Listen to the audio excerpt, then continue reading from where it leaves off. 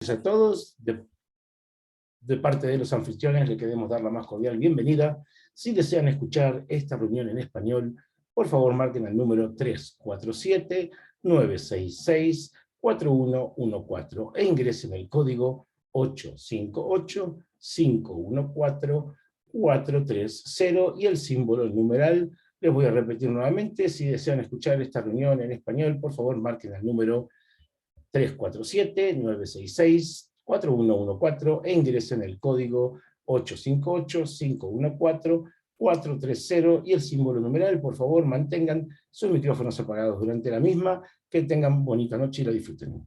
Isan. Thank you so much. Okay, at this time, I admit everyone else. Thank you so much. At this point in time, I want to be asking Natifa, can you please make an announcement about the chat feature, about the speak option, and our etiquette on the chat, please? Thank you. Hey, good evening, everyone. So we are enabling our chat. However, that comes with some rules. We ask that you be respectful to everyone. If you would like to participate in public comment, which will be towards the end of the meeting, please type the word speak and you would be added to the list of speakers in the order in which you typed speak into the chat. If the chat does not remain respectful, it will be turned off. We reserve that right. So we just ask you all to comply with our rules and regulations. Thank you. Thank you so much. Okay, so the time now is 6:38. I'll just give a two more minutes to make sure we give our families a little more time to come in, and then we'll get started promptly in actually 6:39 now. At 6:40, we will start our meeting promptly. Thank you.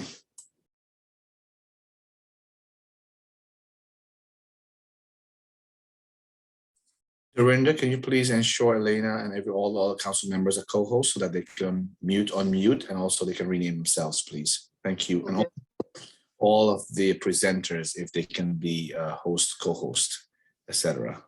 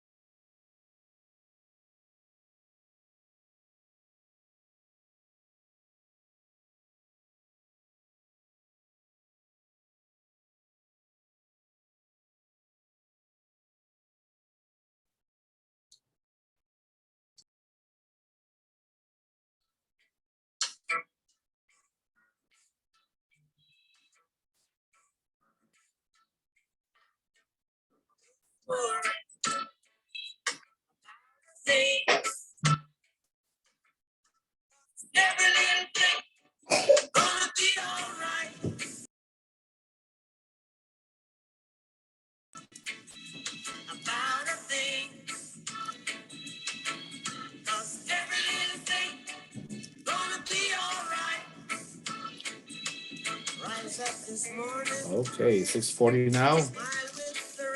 The time now is 6:40 p.m. and we're going to call this meeting to order. Good afternoon. My name is Vijay Ramjatan, president of the amazing, wonderful Community Education Council, District 28, the Great 28. I welcome all of you to our May 5th, 2022 calendar meeting, and we are so excited that we can still continue this platform virtually. We want to welcome all of our presenters tonight. We have a very packed program. We have a lot of important information. A lot of work went into making sure that we can have these amazing presenters to bring you the most up-to-date information. So without further ado, to make sure we get on timing, I will be asking our recording secretary, Ms. Latifa Lewis, to do the roll call. Okay. President Vijay Ramjatan. Here. First Vice President Barbara Williams. Here. Second Vice President Ted Chang. Here. Treasurer Lou Zhao. Here. Recording Secretary Natifa Lewis, I'm here. Member Nancy Lugacy. Here. Member Cassandra Alexander. Member Cassandra Alexander. Member, I'm sorry, she's excused. Not excused. Member Shalisa Dean. Member Shaliza Dean. Not excused. I see her trying to speak, but she's in the meeting, but for some reason we can't hear her. Okay. Oh, Shaliza is in. Is she okay? Can we make Dr. Pate and Shaliza co-host, please? Member Rajwinder Kaur. Present. Member Elena Aminova. Here. Member Simone Donbar. Here. For the purpose of the minutes, Here. Member Shaliza Dean. Is she made co-host here? All right, we'll get back to her. All right. But she's here somewhere. No, she's here. Yeah, So okay. let's make sure she's co-host though, so we can hear her. Thank you so much, Tifa Lewis, our recording secretary. At this time, we'll be asking Alejandro to please make his announcement in Espanol, please, in Spanish. Good evening. This message is going to be in Spanish. Muy buenas noches a todos. De parte de los anfitriones, le queremos dar la más cordial bienvenida a esta reunión. Si desean escucharla en español, por favor marquen el número 347-966-4114 e ingresen el código 858-514-430 y el símbolo numeral.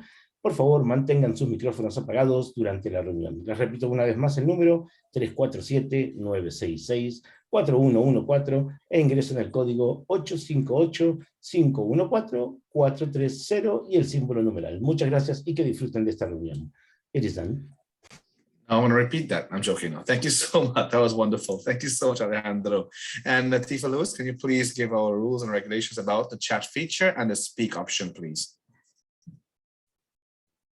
Okay, so our chat is enabled. You are able to type comments into the chat, and if you would like to speak in the public section, in the public comment section, just type the word speak into the chat and you will be added to the wait list in the order in which you typed it. We already have I believe 5 or 6 people who are on there, so we're continuing to add that. If the chat becomes disrespectful, we will disable it and you will no longer have the option to put comments in there. Thank you. Excellent. Thank you so much, my dear friends. Good afternoon to all of you again. Welcome. Firstly, I want to acknowledge just amazing team of council members, the volunteer members of this amazing community who have volunteered their time and effort to ensure that the voices of our community parents are lifted to ensure that our children are afforded the best experiences here in the great New York City. Under the leadership and the helm of our amazing Dr. Tammy Pate, our superintendent. We are grateful to all of you and myself as part of this team, the CEC team who elected members, and we are grateful for all the time that you have put into planning, executing, and ensuring we give our parents the best. We have a very packed schedule today, so moving right along, we're going to welcome our superintendent, Dr. Tammy Pate, to make a presentation at this time and to address you. Dr. Pate, we are so grateful and thankful for you. We love you. Go for it. Listen, I'm gonna try to get through this presentation, but I'm tired, so I'm super emotional. I love you all. I'm so happy to be here with you. I do apologize for a few minutes lateness. The traffic on Merrick is just, we all know what happens on Merrick at this time of day. I am just so thankful to be in this space with you on tonight and to share and to talk and discuss. We have such a chock full meeting on today that I'm gonna try to, my goal is 7 to 10 minutes. I'm gonna cross all my fingers and try to do the best that I can. And so I'm gonna share screen quickly. I'm gonna speak on one topic, but we have just some power pack information for you on tonight, as you know, every session. But a lot of things that we said we needed to discuss and to talk about. We're going to have that conversation tonight. So I'm going to share screen really quickly and go through these few slides. And hopefully they show up well. You'll tell me if you can see. Yes. Yes, you can see it. You want to spotlight the screen or you good? Yes, there? I am. I'm going to actually present and then it should be. There it is. Perfect. All right. So this, of course, is our District 28 Community Education Council meeting, our superintendent's report. So I just want to take a moment to share a quick note of celebration with you all. As you know, we have a number of magnet schools in our district. It occurred to me on last week, I said, we haven't really spoken a lot in this year about what is magnet, what that means for our district, what is all the celebrating about, and I'm going to tell you what we're celebrating in a minute, but I thought I would just share with you just a quick overview of what magnet schools and Magnet Schools of America hopes to achieve. So it's a public school choice. Currently, Magnet Schools of America encompass or make up 4,340 schools, educating over 3.5 million students nationally. Schools that are magnets, and you'll know this, it'll sound familiar because you'll all of a sudden say, oh, that sounds like my school's name.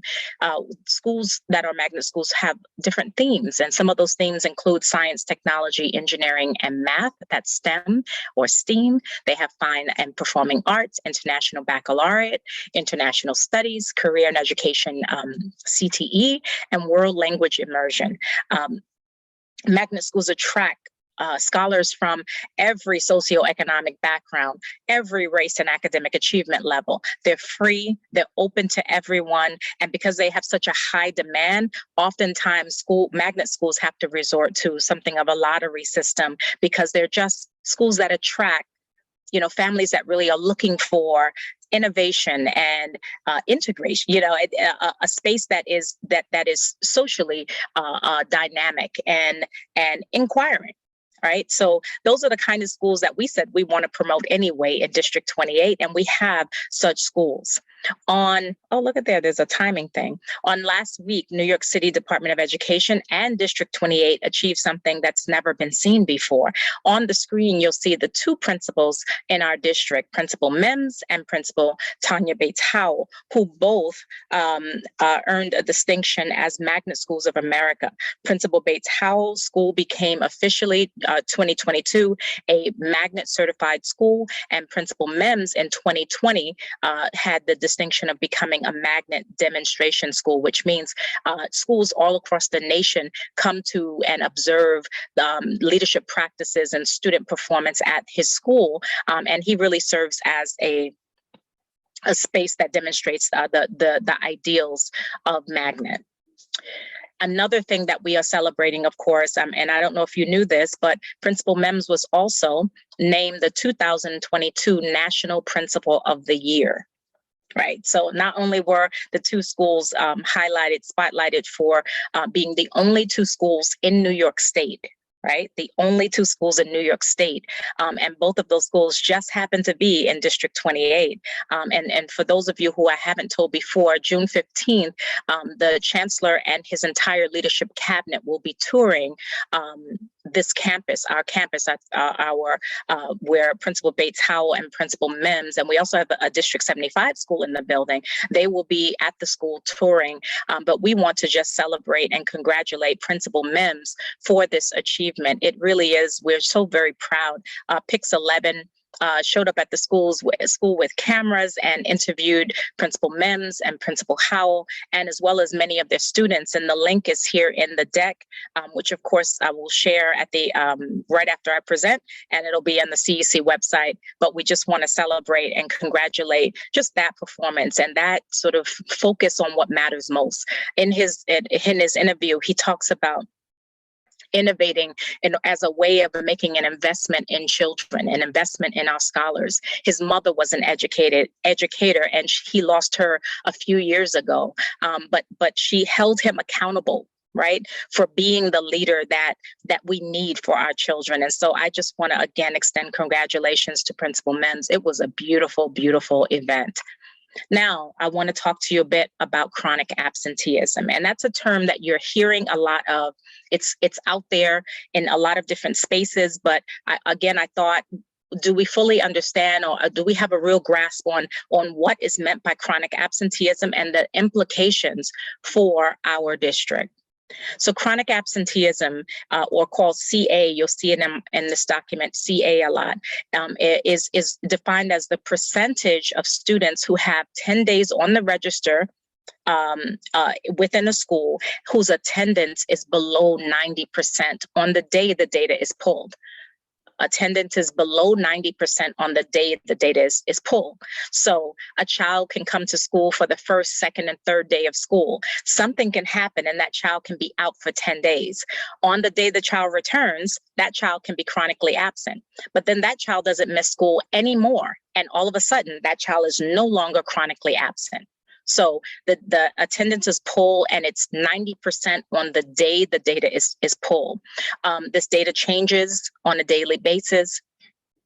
It accounts for all students who have attended the school for more than 10 days, not just active students.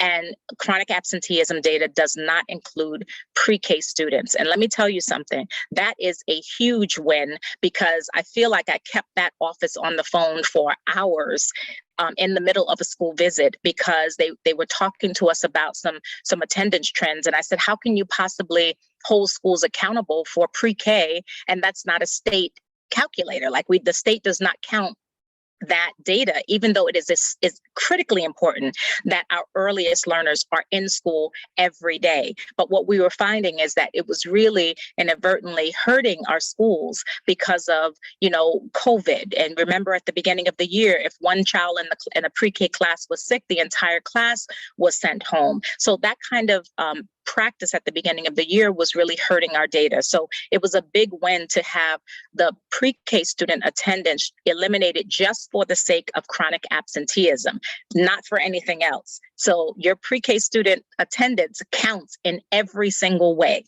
It counts in every single way, except for calculating, my apology, except for calculating, I don't know how to get rid of this banner. All right. And so another thing I wanted to have you just take a look at, and I know you can see the screen. Every day I receive a report, an attendance report. Every morning for the day before, we receive an attendance report. And that attendance report has a bunch of different looks. One of the ways that they look at attendance is by the BCO, so the Borough Central Office. And you know that we are a part of Queens South. That is made up of District 27, 28, 29, and high schools for the same three districts.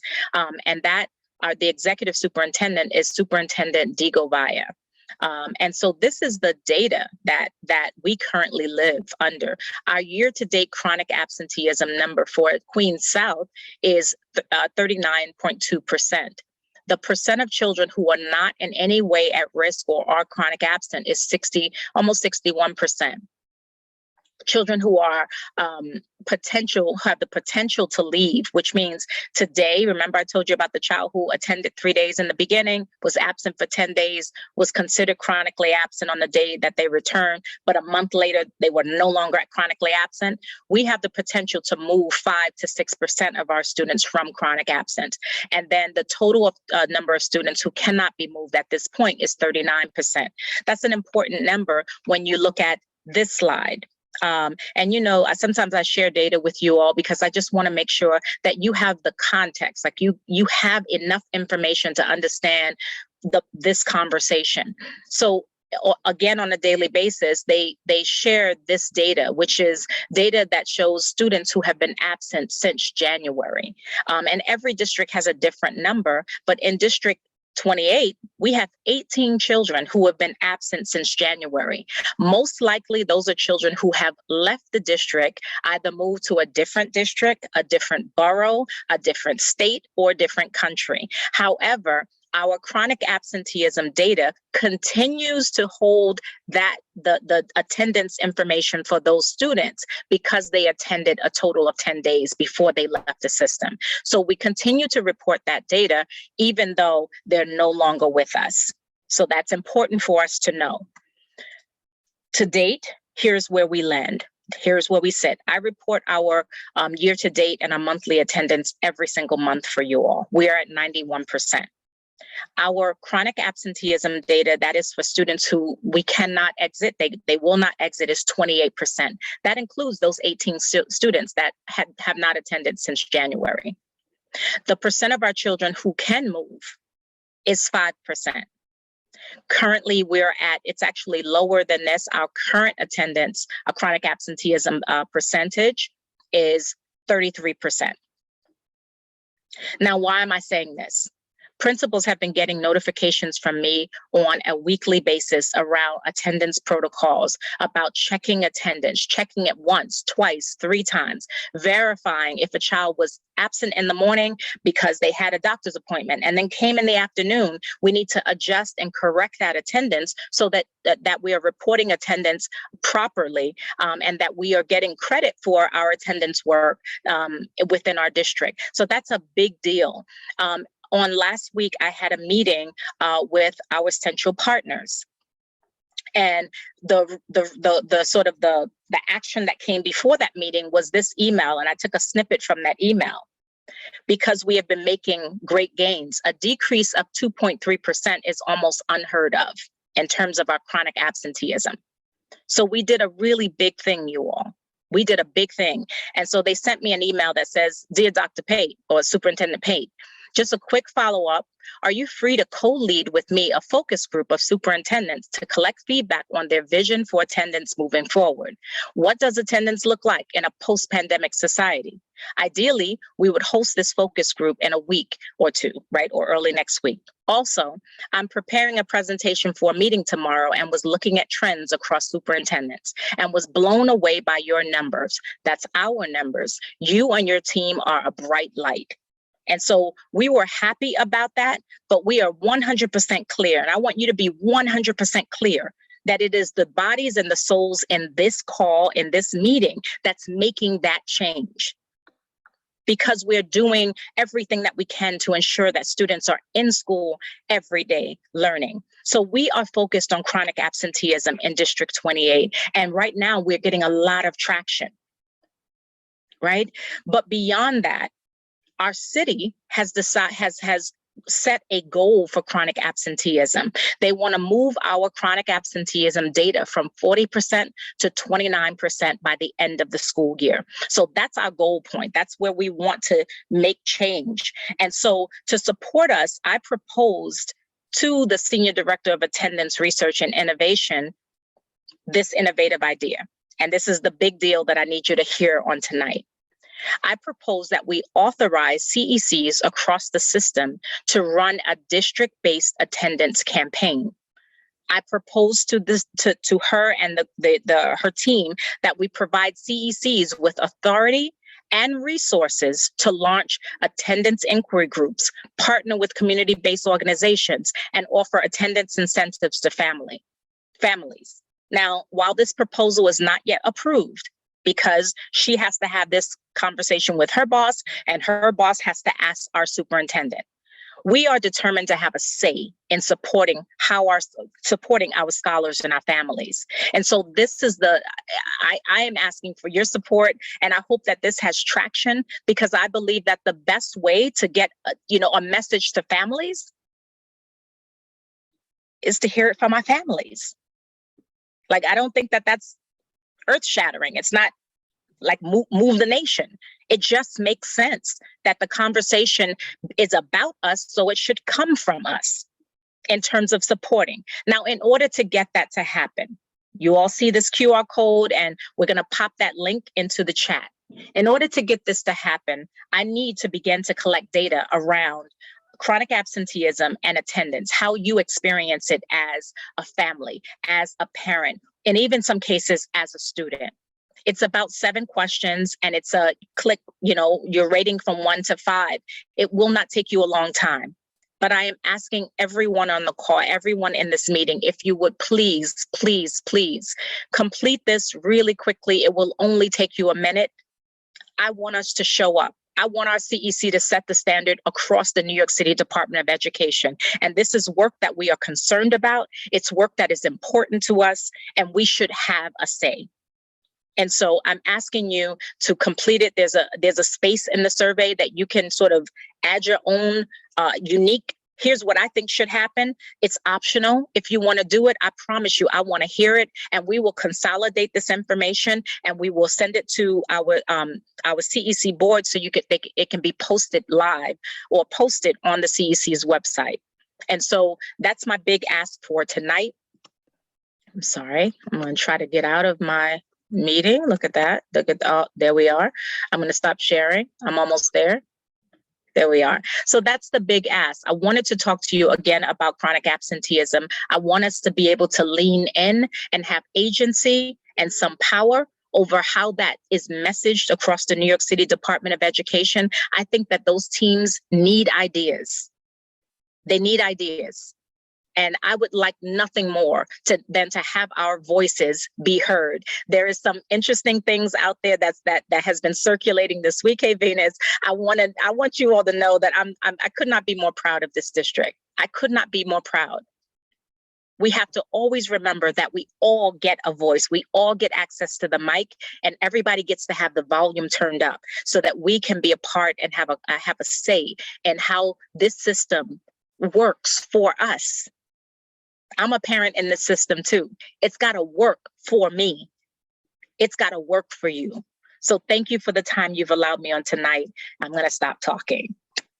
Please fill out the survey. Dr. Pate, amazing, amazing work. Congratulations to you and to Mims and the other principal who got recognized. It's a testament to your leadership, to your work in this district. And, you know, we got a great 28 for a reason. So if you can fill the screens up with some reactions, a thumbs up and hearts, some applause, you know, it's kind of lonely in the screen when you're watching a screen, you know, so use those buttons, you know, the heart, the thumbs up, or you can also come on camera. I mean, we love to see your faces too. We miss all of you. We miss all of you. So please do come on camera if you can. Thank you, Dr. Pate. Thank you so much. We are great to be under your leadership. Thank you. My dear friends, without further ado, two things is on the agenda. It says my report. But we have a full packed agenda. I really want to give this time to our presenters. I want to really bring up a few things. Happy Ramadan to Ramadan Mubarak to all those who have celebrated, who are celebrating, who have fasted for the whole month. Want to say congratulations to you. We celebrate you, and as we celebrate ourselves in that process also. We are one united community. Thank you. Two things that I'm hearing from my district is summarizing is horrible. Summarizing, the DOE had so much time to plan for this. Why is it right now? Many parents are running, does not know where their kids are going to go for summer school. They don't know where their kids are going to go. And the city's asking everyone, the workforce, to come back to work, yet what are we going to do with our kids? Even myself, I'm having a hard time finding a space for my 3 kids. And I want to think I'm tech savvy, not that much like Ted Chiang, but I'm a little tech savvy, and I am a little more informed, I think, with what's happening. However, and if I'm having a hard time doing this, imagine our parents who don't speak English that well, who is bilingual, who is not tech savvy, who don't have the resources to call 10 different schools and 10 different places to ask for summer rising. This is a horrible failure at this so far from the Department of Education, that our kids are left out in the cold at this point. For all those who are here, for all those who are listening, please call 311. Please call 311 and let them know what's happening. How can you have 200 seats for 4 schools with over 2,000 children? It does not make sense. Our district is diverse. Our parents are working families. They need to have spaces for our kids, and all the summer school rising facilities, all sites are filled to capacity. And the messaging has not been great because now a lot of families don't even know that it's an option. We need to work on that, and we're going to make our voices heard very clearly. But I also need you to call 311 and write letters and send it to us here. Send letters to our superintendent, send letters send letters everywhere, and we'll follow those up the chain to make sure your voices are heard. A lot of parents are concerned also with the numbers of COVID rising also. That's happening. We have been hearing some concerns about that, about masks, etc. So those are things that's happening in the community. However, we are being vigilant, and our principals are doing a wonderful job as best as they can. Without further ado, my dear friends, today I have the honor of introducing. I met her at the City Hall, and she was such a pleasant human being to be in presence of, to speak with, and we're so happy to have her here tonight. She's Deputy Chancellor Caroline Quintana, and she's going to be talking about the Gifted and Talented program and the overview of that. Deputy Chancellor, it's your turn. Go for it. Welcome to D28. Thank you. Thanks for the friendly welcome, and really great to see so many people here. I know, Dr. Pate, exciting to see you too. Always love seeing you. But just also really great, your parents, folks on the call who are here, members of the community. I see people from the DOE as well. Everybody's had a long day, and you're here in the evening to support. And so I really, really appreciate that. And I appreciate the opportunity to be around the community to hear, even, whether it's a critique or an idea. And so I learn a lot through that, and then can bring that back to the team and see what we can do to make things smoother, better, more accessible for folks. So I really appreciate you inviting me here. We met, as you said, when we were at City Hall during the announcement for GNT expansion. It was a great opportunity to talk to parents that I hadn't met before, and to a range of folks who were invested in the well-being of our kids. And so invited to come here, and absolutely accepted the invitation. So I appreciate it. I'm not sure if you want me to I have slides. If you want the slides, or the same slides, I know. Dr. Yes, please share. Yeah, go for it. Great. So let me pull them up first, and then I'll share screen. So let's see. Dr. Pate, I know you've seen them too. So if at any point you want to, hop in, feel free to do so. Let me share screen. Hold a second.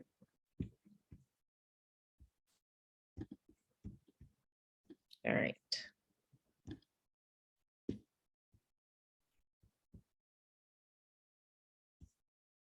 I think I hit a firewall. So hold on just a second for me. Let's try whole screen.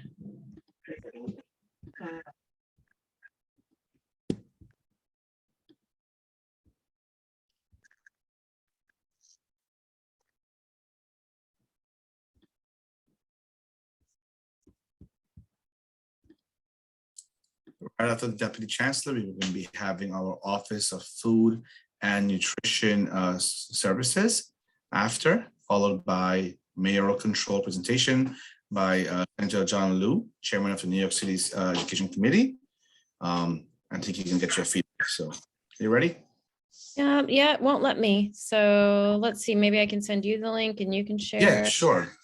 You want to send it to BB? BB, you want to share it, BB? Yeah, BB, if you can do that, that'd be great. DCQ, just send it over and I'll move it. Okay, let me send you. Hold, please. So D28 is extra secure. That's what happens, Well, in the meantime, I'll start talking through it. But and then I also encourage you to ask questions. So hold on just a second, baby. Let me get that to you. If you want to move forward with any other announcement that you have while I do that, so that you're not just watching work on a computer. Yes, and then so we're going to be having Senator John Liu, who's going to be coming on later on to speak about mayoral control. As we know, this is set to expire on June 30th, and he really wants to hear the community's opinions and the council members' opinions about mayoral control, what that looks like going forward in the future, and should the mayor continue to have control over the New York City public schools. We want to hear your voices. We want to hear your concerns and your thoughts and your ideas. So please, today we have a lot of speaking room. We have a lot of opportunities to speak about topics that you are very in. So whenever you're all right, when I see a share screen, I'll stop talking. So. Yep, I emailed it to BB. So I think that should, let me know if you don't get it. Okay, will do. Let me check. Okay, great. Thank you, everyone. So in the meantime, I'll go ahead and start though. So wanted you all to know that we have a number of initiatives that are going to take place over the next several years. And so this is, in the first, just want to make sure that folks understand that this isn't all that we're going to do.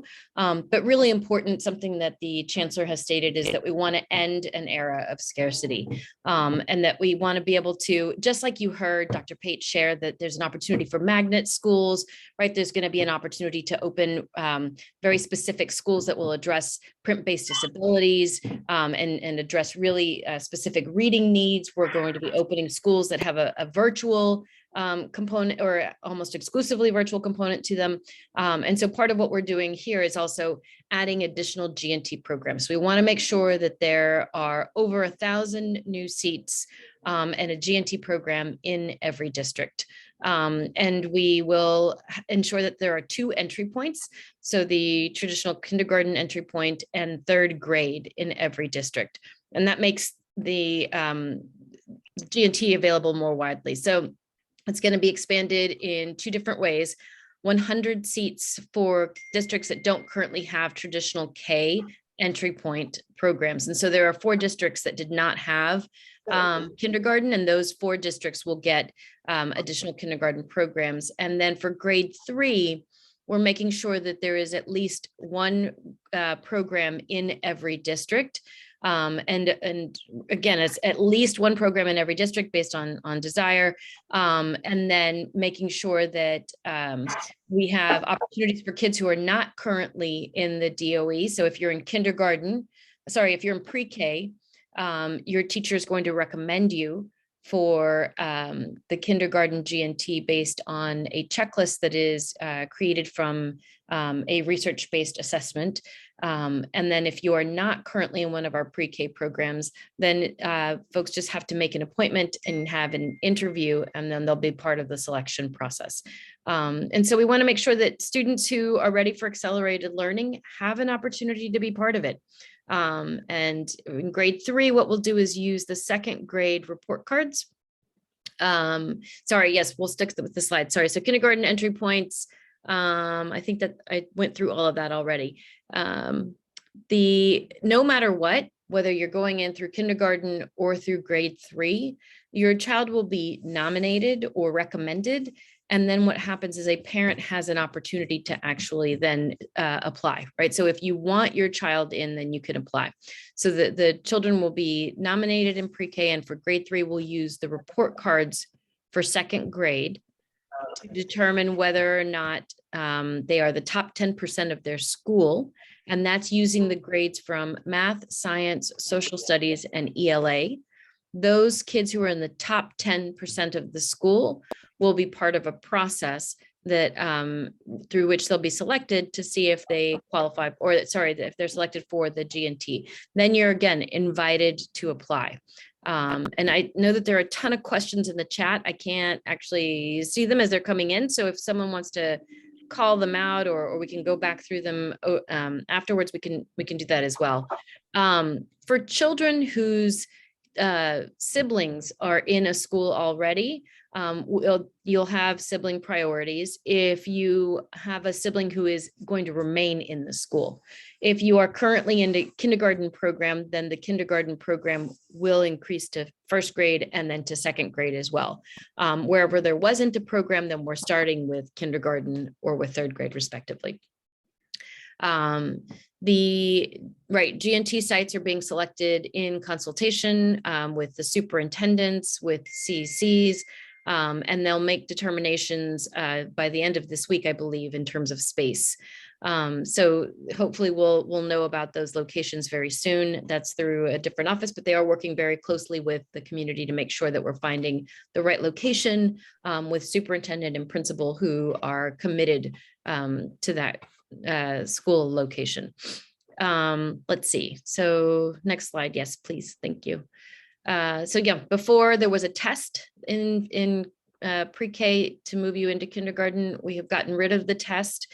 All of the research shows that an assessment at that age, a written test, is not what's best for children. But also, as of last year, I think that the city, I think it was city council that had voted down the use of a test, and so the Pearson contract was not renewed, and so we don't actually have a test anyhow. So we're going to use the questionnaire that was used last year in 3rd grade for the 4-year-olds, and then use it that way. All districts will have we'll have kindergarten. All districts will have grade 3. And we're going to, the most important part is that we're going to work with teachers and leaders on explicit criteria, on training, on coaching. And for those folks who are interested in creating accelerated programs in their schools that may not be the standalone G&T or who have programs in their schools already, we'll continue to work with them to develop that same inquiry-based approach to teaching and learning, the high quality curriculum, and making sure that we elevate the teaching and the learning that is happening across all of our grades and all of our schools through this work. We're going to invite folks to send teachers to training, and part of the messaging will be to ensure that this isn't impacting only the G&T, but that it helps to build up across the board. So I know that that was a super fast presentation, but you have the information there. There are a ton of questions in the chat. So if we want to go through any of those, we'll take those in the right after the next two presentations, and then we'll take those at one time. Okay. Thank you so much. Thank you so much. But go ahead, finish up. Go ahead. I'm actually, that's it. So I just want to open it up for questions. Okay. So we will take questions at the end of the when we finish the next two presentations. Thank you, Deputy Chancellor, for being here. So hold your questions. I know you're all typing your questions there. Again, put the word speak in the chat feature. At that point, you can direct your questions to the Deputy Chancellor at that point in time. Next, we have the Office of Food and Nutrition Services. We'll ask them to present at this time. Go ahead, please.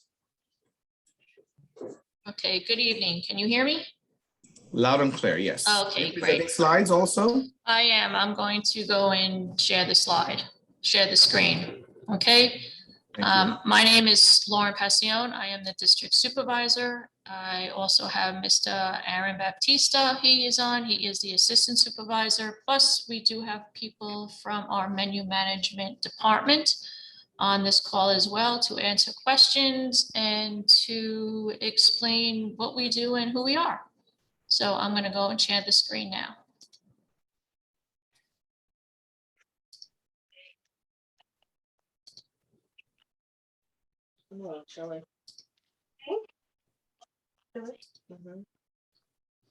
Okay, so like I said, we are from the Office of Food and Nutrition Services. Our agenda for tonight is we're going to do the overview would be school meal program overview, the federal meal requirements, the DOE food quality standards and options. Any feedback we want to hear from you, the parents, the students. Feedback will be incorporated into our future menus and the students' dining experience. The DOE is committed to providing healthy options for all of our children. The DOE's school food program overview, we do have over 25 menus. We have over 500 recipes that we use in 1,800 school buildings, which is also climbing with new buildings being built every day, every year with kitchens. Still feeding there are 1 million students, and we are still feeding over 900,000 meals. So our menus are student driven, which means that we do student taste testing. I'm going to have Nicole Scarangello from Menu Management explain more about that. Yes. Hi, everybody. My name is Nicole Scarangello. I am the Director of Menu Management and also a registered dietitian. You also have Andrew Mora and Nicole Bonica, another registered dietitian on the call with you, and we all assist in the menu planning. But student taste testing is something that has been happening almost close to 10 years now in the Office of Food and Nutrition Services. Pre-pandemic, what would happen is we would have hundreds of schools come up each year. We would do tasting 3 times a week up at our headquarters in our test kitchen. And it's all the products and recipes that are going onto the future menus. So we have to test it with at least 100 students to even be considered for its score. And all of the items and recipes would have to receive over a 75%. So this is actually one of the last pieces of our item and recipe development process. There's a lot that happens before in regards to New York City food standards and our specifications, prohibited ingredient lists.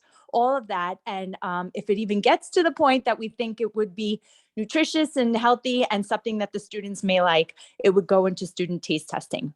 Currently, well, we started probably sometime in the early pandemic when, some schools did have those sites where, they were having the students from first responders attend. We got into those schools and we were able to start doing some student taste testing with them. And let me tell you, it was a great relief for everybody just to have a different activity going on and getting their minds off of it. So what we've been currently doing is we've been going out to schools doing student taste testing 3 times, even sometimes 4 times a week. And it's challenging sometimes because students are a little preoccupied at the school. We don't do it during lunchtime. They need to have some focus because they're rating the products. We want their feedback just about menus in general. We're asking them other questions.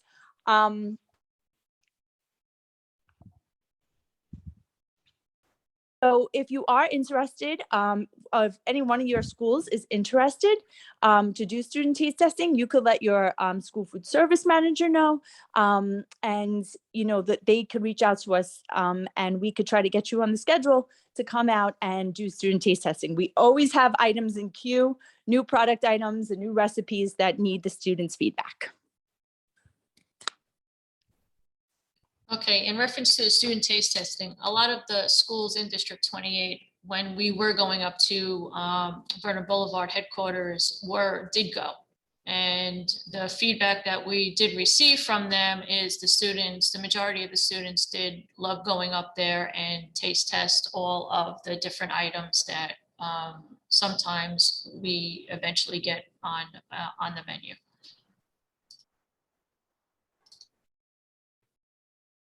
Okay, Mr. Baptista. Hello, everyone. How we doing? So as far as our menu goes, we do offer a variety of breakfast items. We have hot breakfast. We do have options for breakfast in the classroom, and we do have a hybrid menu, which is actually a combination of hot items, and we have a grab and go, which is a lot of times, we did implemented this, which is the after the bell, breakfast after the bell. It's something that we offer now through our district and through our organization. And with our breakfast, we do offer, the seasonal fresh fruits. We have a local dairy items, whole grains, low fat, high fiber, and limited sugar items. As of this year, we no longer offer juice for our breakfast. Next slide, please. As you all, as far as lunch goes, we do futures. We do have different type of menu items in our lunch. For Monday, we do offer meatless Monday. We have the powered Fridays, the new initiative we just came up with. We are reducing the processed deli meats that we offer our kids. I know as of September of this year, deli meats will no longer be offered. We do locally source our products, seasonal fresh fruits, vegetables. We do have multiple menu options daily. Each day we have, we do have options for, if the students doesn't like the items that we have in our future menu items for the day, we do offer peanut butter. We do have cheese sandwiches, the hummus, the tuna, the turkey sandwiches, different assorted wraps that we offered during the vegan and plant power Fridays. Also, in reference to second meal options, which I know a lot of students or teachers or school aides question about because of the students that say that they're hungry. So the students can take all 5 components when they come up to the line, which is an option of a meat alternate, vegetable, grain, fruit, and milk. In every school in District 28, we do offer the salad bar. Now, we're talking about pre-pandemic. We did bring the salad bars back. Some principals offered not to start until September, but we do offer the salad bar as well. So the students can, that is an extra that we serve. So they can always go back to the salad bar for more vegetables if the student is still hungry. Lauren, I'm just giving you Yes. a 1 minute reminder. Thank you. Okay, no problem. All right, then we'll continue.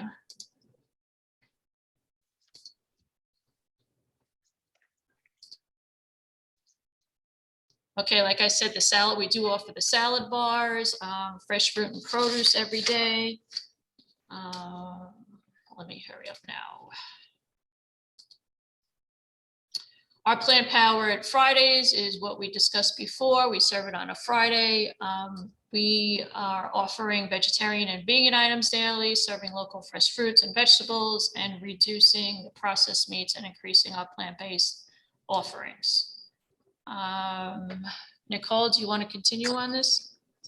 Sure. So leading into some of the concerns that we do have about the plant-based options that we do have on our menu is, are they nutritionally sound? Are they better than having offered a chicken sandwich versus when we do something like our big city bean taco, right? But there's standards that are in place that we have to ensure that every meal, every item is going to be nutritious, has the right nutritional value for the age group and each student. So this slide is just showing a couple of different things. Up on top, we have the USDA meal component standards, where it shows what items have to be offered for each meal. So you'll see for breakfast and for lunch. So that has to be offered, whether it's a grab and go for breakfast or whether, it's a hot express for lunch. No matter what, all the standards are the same for each day of what has to be offered on the menu. Then to the right, we actually have the New York City food standards. So these standards are important because this is happening more at the item level. So as we go out for procurement for different items, we want to make sure that when we write an outreach and we're looking for, we're soliciting the industry, we're saying, hey, no matter what product we end up deciding, it cannot have this much sodium, it cannot have, hydrogenated fats, it can't have this much saturated fat. So these set the limits a lot of times at the product level, which is really important because that helps us, build the weekly menu. And New York City has one of the most rigorous food standards in regards to sodiums, fats, and sugars. And then onto the left, it's showing the USDA meal pattern for the National School Breakfast and the National School Lunch Program. And this is basically, showing the age group, the calorie ranges that would need to be met for each meal, the sodium range, the total fats. This is what is looked at on a weekly basis. So the National School Lunch and the National School Breakfast Program are looked at on a weekly nutritional basis. So even though a plant-based day, right, just for saying, actually has a little bit more calories than when we serve a chicken sandwich, but each day is within a certain range. So we run an analysis daily, and then that daily analysis is going to let us know, okay, we average that we want to be in for that week for that day for calories and sodium. And then we know when we run the analysis for the week that that's going to get us to where we need to be for those standards for the week. So this is what we do every single day up at the planning level. Next slide. We do have certified halal sites within a district. As of today, District 28 has 12 certified halal sites. 2 more will be certified the next 2 weeks. And if any principal is interested, they just have to get in touch with their school food service manager and they will send me an email and I will forward it.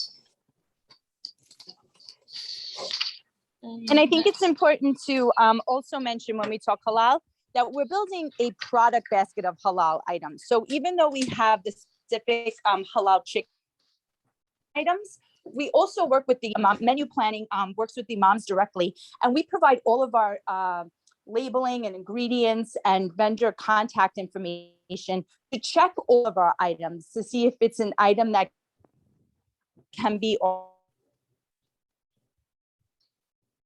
we The lost. last slide, we have a halal indication menu. So it's our citywide menu, but at the halal sites, we indicate each item that has been approved by the imams. And then I'm just going to talk a little bit about allergies because I did see something pop up in the chat.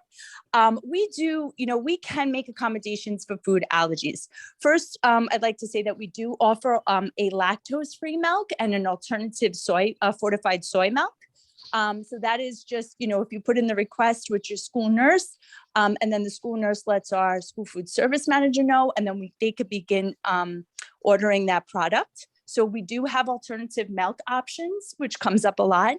And then we also, depending on the severity of the medical accommodation that's needed or the allergen, there's different ways that we handle the food accommodations. So in some cases, we share product labels with the parents and they're able to navigate around the product labels and make determinations with their child, what they want them to eat and what they don't want them to eat on the menu. Another way that we could go about it, if the child is old enough sometimes and they know that they have a dairy allergy and they're going to get a cheeseburger, there's a cheeseburger on the line, but they want a hamburger. That is something that we can accommodate right at the line. If they just say, hey, I want no cheese. And then that we also do have the medical accommodation, which is through the 504 process or an approved IEP. And that through the menu planning office, we work with the 504 coordinator at the school, the principal, the school nurse, and the guardian or parent. And then we coordinate a plan so that we could accommodate the food allergen or the medical accommodation that the student needs so that they have the opportunity to eat breakfast, lunch, supper, snack, whatever meal they are participating in school. So we do have a cafeteria enhancement experience, which is our CE schools. In 2008, the Department of Education began an initiative to renovate middle school and high school cafeterias into pleasant, welcoming spaces for students to enjoy nutrition meals. Now, in place in 60 buildings across NYC, this initiative focused on creating an enjoyable cafeteria experience for all students. So student choice. We offer a variety of ways to consume fruits and vegetables. Student may select whole fruits, grab vegetables, snacks, or fill their plate with fresh cut produce from salad bar. It is a fast service and it is more time for students to enjoy their meals. Students no longer wait in line to receive a meal. Instead, student can take a prepackaged meals from self-serve warm or cooled unit. These improvements allow more time to relax and classmates before returning to class. And it is a modern style cafeteria. Kids have fun and gathering new renovation cafeterias, and we do have new furniture that it's given comfortable tables and chairs welcomes to the student for a new space. And in our district we have two right now, which is Hillcrest High School and Jamaica Campus. And coming in September and October, we will have Thomas Edison High School and Forest Hills High School. Oops, sorry. And that was feedback and discussion. So I'm going to stop sharing right now. I know we went over, but thank you very much. I'm sorry about that. We just have You're fine. we have a lot to say. Thank you. That's very important information. So our deputy chancellor has to go. So what I want to do at this point in time is we're going to be asking everyone to raise their hand if you have a question about GNT. Raise your hand. Use it on the reactions button. You will see there's a raise hand feature. We'll take 5 questions, just 5 questions. So we'll take the first 5 in the list, and we can go ahead and do it in this order. And I just want to mention that I'm going to put my email address in the chat. And so if there are any questions that don't get answered now, that I'm happy to answer questions at a later time too. And also wanted to mention, this is just the initial rollout, right? So really important to this administration is that we continue to involve parents and the community. And so as we move forward, we will absolutely include you in thinking about what does the next year look like? What does continuation look like? What does supporting other schools look like, right? So we'll absolutely include you in those pieces. So yes. Thank you. So Tequila Oku, please go ahead. Hi, thank you. Sorry. Thank you so much for taking my question. I was wondering, in terms of G&T, another issue related to access is transportation, and then also like providing after school options. So I was wondering, is anything being done or considered in terms of providing bus transportation to schools that do offer G&T? I'm actually a D28 parent who also has a child at Q300. And if you don't live in Astoria or Forest Hills, it's really difficult to get bus transportation to the school. Yeah, thank you, Tequila. Actually, that is one of the issues that got brought up, right? And so one of the reasons that we're trying to put a G&T program in every district is to reduce that amount of travel. The reality is that given our current bus availability and contracts, it's really hard for us to offer the transportation that we do. After school is absolutely something that is a challenge already. And so I can't answer specifically, but I do know that transportation is one of those things that we will not be adding. They won't be adding buses if they aren't already there. And so we want to make sure that we can offer those. And that's part of, I think, selecting the right locations is making sure that they're not in spaces that don't have access to public transportation, or where we won't be able to get bus routes already, or where children won't be able to get to. So that's something that we're going to continue to look at, and we're working with the transportation companies as soon as our contracts come up and things like that. But certainly something that is a current challenge for us, and so we're making sure that we can put these schools in places where people can access them. Thank you. Next, we'll have Jean Han. Yeah, actually on mute now. Go ahead.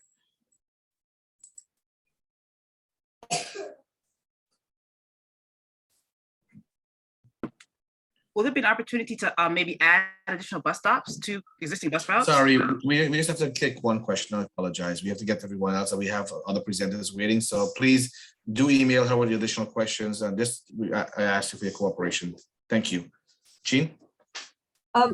With gifted and talented, specifically for District 28, the expansion, has there been a consideration on how it might be expanded in the southern part of the district? Because as it stands, we have 3 G&T schools in the northern end, one in the central area, but nothing in the southern end. So access to these programs is very challenging for these families that have to take transportation, and as you said, transportation is very challenging.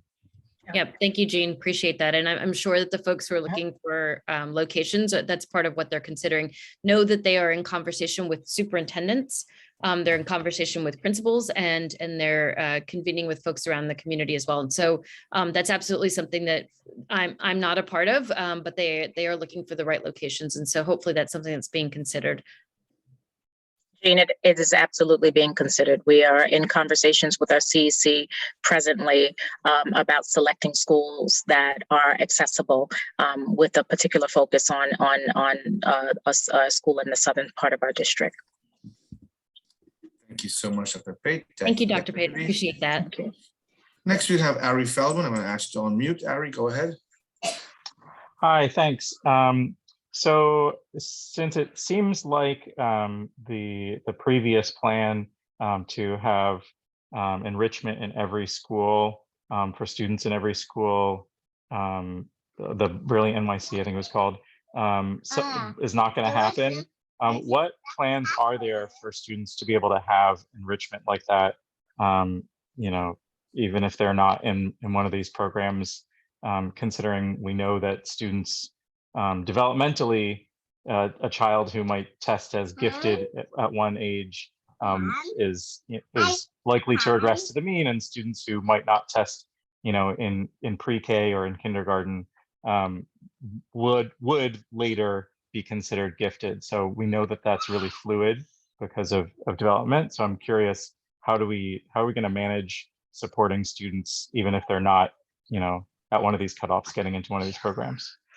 Yep. So we are not putting enrichment or advanced programs or anything else in other schools. We are opening additional GNT sites. And in addition to that, we'll be doing a great deal of other work across schools. And so this is one of the many initiatives that you'll see during Chancellor Banks' tenure. And so just want to make sure that's not what we're saying, right? That we're not getting rid of additional enrichment or any sort of opportunities to boost teaching and learning across other schools. We're adding additional GNT sites, and that we will continue to have future engagement with parents and communities to determine next steps for identification, including what you've just mentioned, right? That we know that it is fluid, but also that we know that how a child develops is not necessarily linear. And we know that it's absolutely necessary to think about different skills and capacities that children may have at different times. And so there's a little bit of that too. And yes, Jean, I see that enrichment opportunities are decided by individual schools. And we'll also, I think one of the things that we need to do a little bit better, and I feel like I saw that somewhere in here too. Someone said marketing or publicity, is just talk more about what already exists. I love, Dr. Pate, that you were sort of showcasing magnet schools and what principals are doing. And that's what we want to encourage so much more, because then you'll know about the kind of enrichment or the kinds of opportunities. I visited a school that was doing such amazing project-based learning that was not just, your projects with cardboard paper and all that kind of stuff. It was really like investigating and using the content. And it was happening in multiple languages, and it was amazing.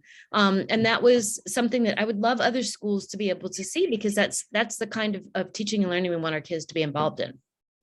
So more opportunities. Yeah, go ahead. I'm sorry. Yep. Yeah, I just also want to throw into the mix, and I know that someone's wrote in the chat about teacher preparation. I am in conversation, and so Dr. can hear this as well. I'm in conversations with the director, newly hired, only not even a year now, director of programming at SITE, College of St. Rose, around a GNT certification program for teachers that could be accomplished over the summer. They're willing to do some interesting things in order to encourage teachers to participate in this training. I am interested in having these conversations with you and with your team around how we can properly incentivize teachers to obtain that training. Principals are expressing far and wide in our district a desire to have specialized program tracks in the school. We just need to be sure that multiple stakeholders participate in what that looks like, sounds like, and the selection criteria. We don't want to undo the work that we're trying to do with making GNT more expansive, right? And so I just wanted to add that. One, we're really thinking about how we ensure that teachers are prepared to engage in this level of instructional work, thinking about Brilliant NYC and that plan that had a lot of good meat in it, and also expanding programs at each of our schools. So it's coming, and we're mindful of it. Thank you. Dr. Yeah, sorry. I want to just Dr. Donald James is his name. Quintana, so that you know. Okay, thanks. Thank you. Our last question will be from Ted Chang. Hi, Deputy Chancellor Quintana. Thank you for giving us some information on the new program. I guess I have a question. Let's say, in our district, we have some GNT programs. So I know this was sort of primarily intended maybe for districts that don't, but we already have GNT here. I'm just wondering, how much flexibility is there in this new program?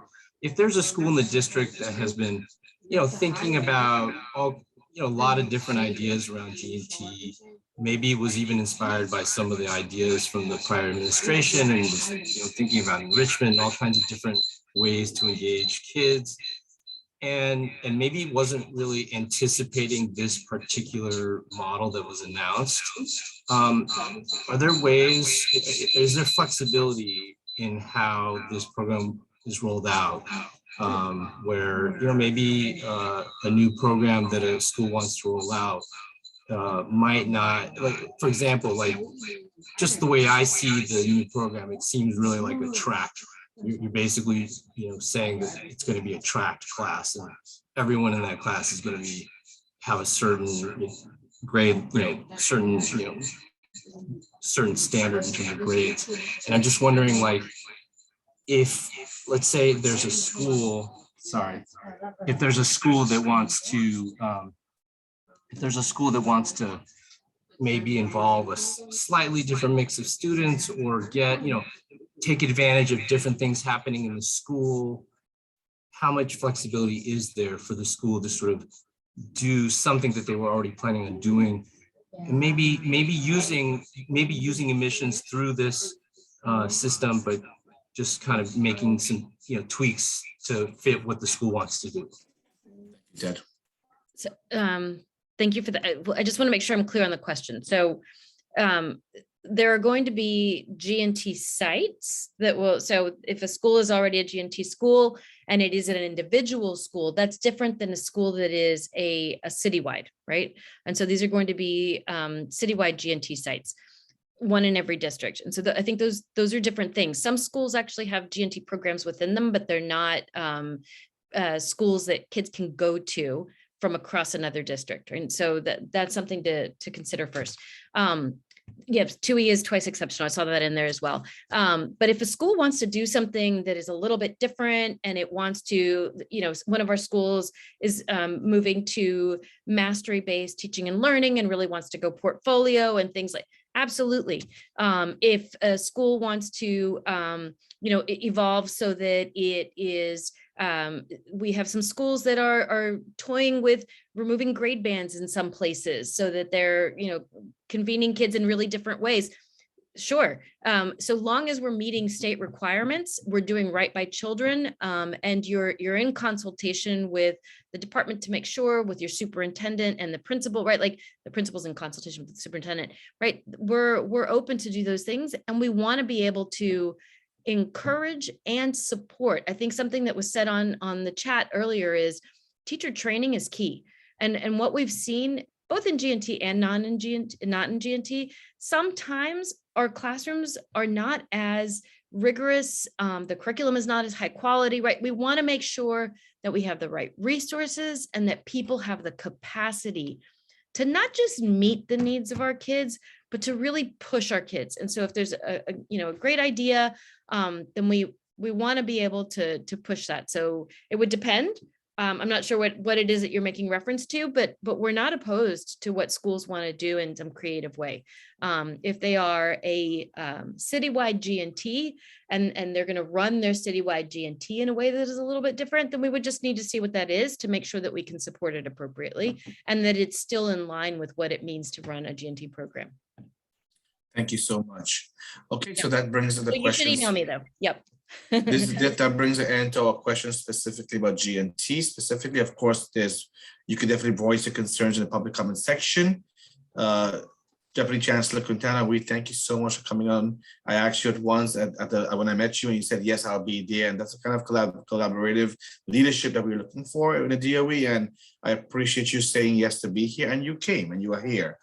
We have an amazing face liaison from a DOE, Bibi Matadin, who works with us closely, and your team has been very, collaborative, and we thank you for that. And keep bringing more information. And this will be not the first time or the last you'll be here. We'll keep asking you to come back and bring the most current information, but also more importantly, to listen to the voices of our parents as we go ahead and we build out this process. Thank you. And I'm going to ask you all too to be partners in this work, right?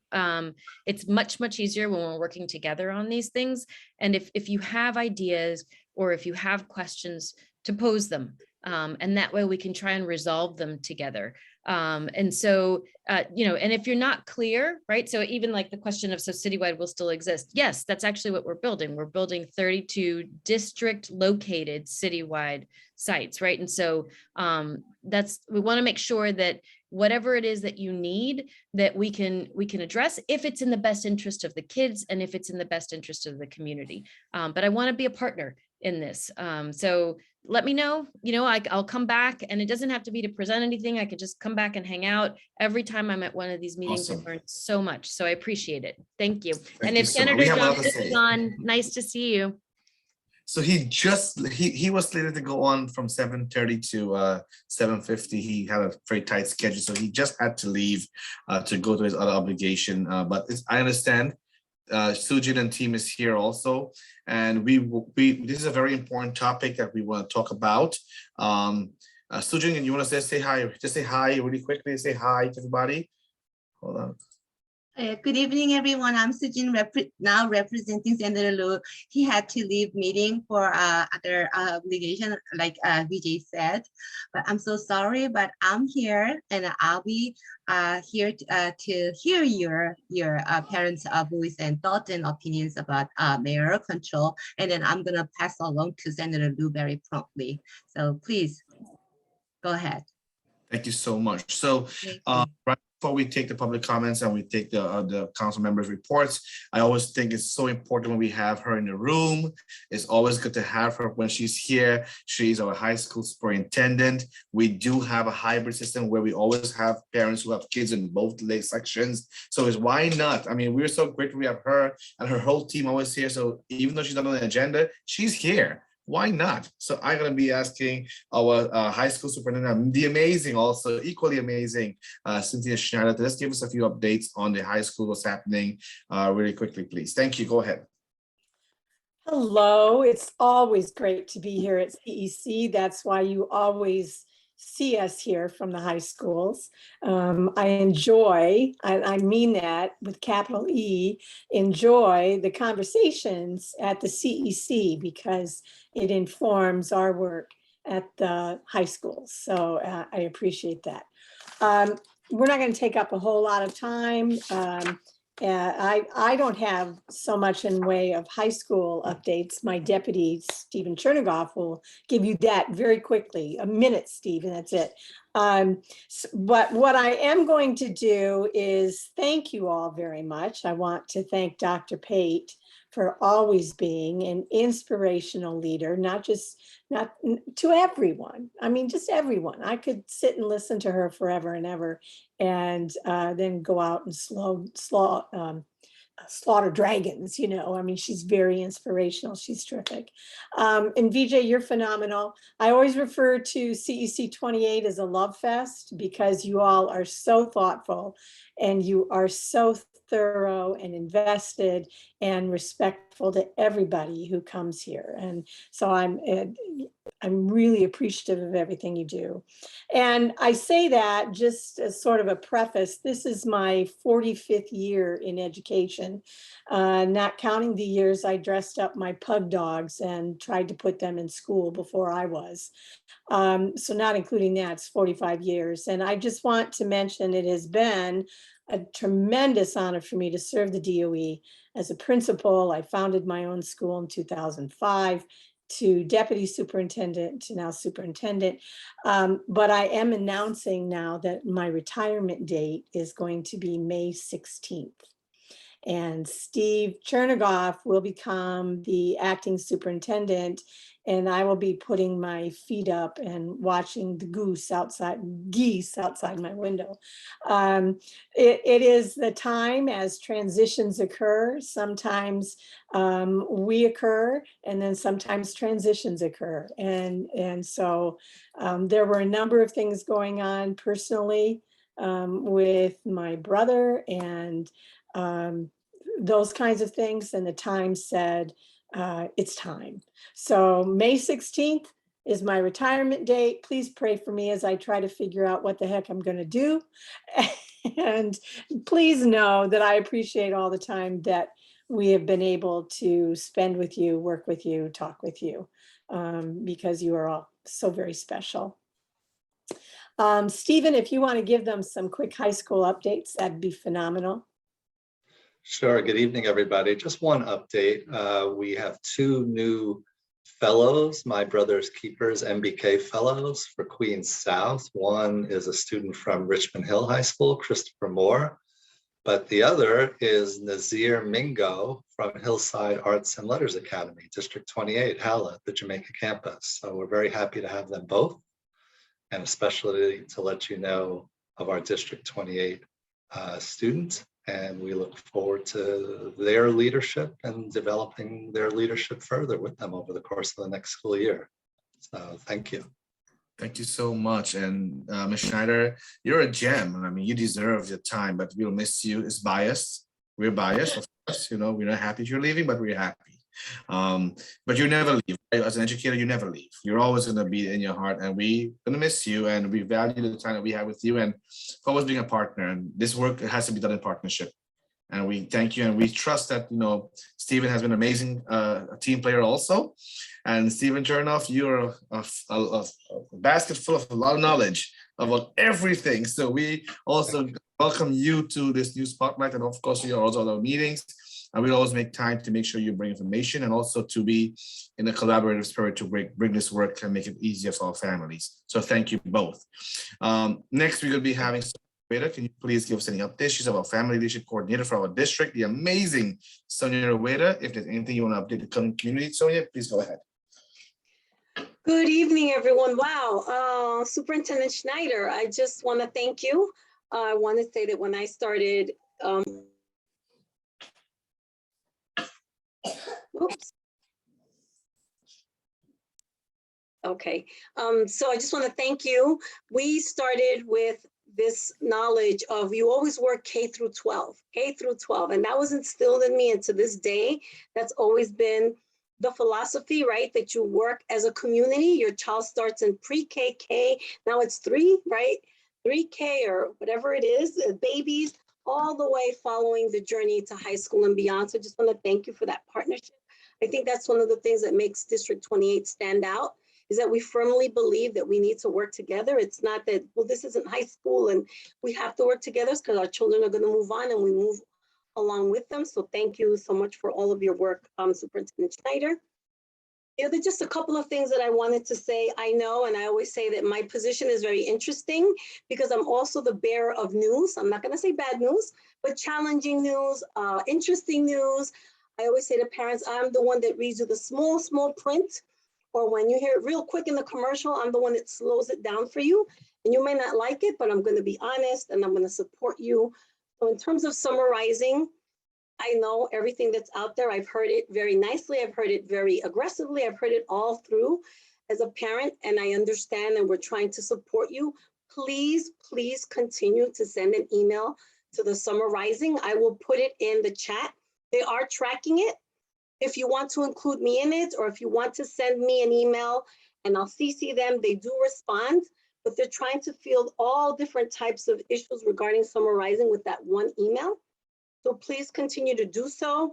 If you call 311, ask for the complaint number if you'd like, not just call and say, I have an issue with summarizing. Yes, I will get the complaint, but we're able to track it and add it on to anything else. And then I can elevate it and say, I have a complaint number. Because oftentimes parents call 311 and say, well, the operator said to call you or call the school, and they told me to call.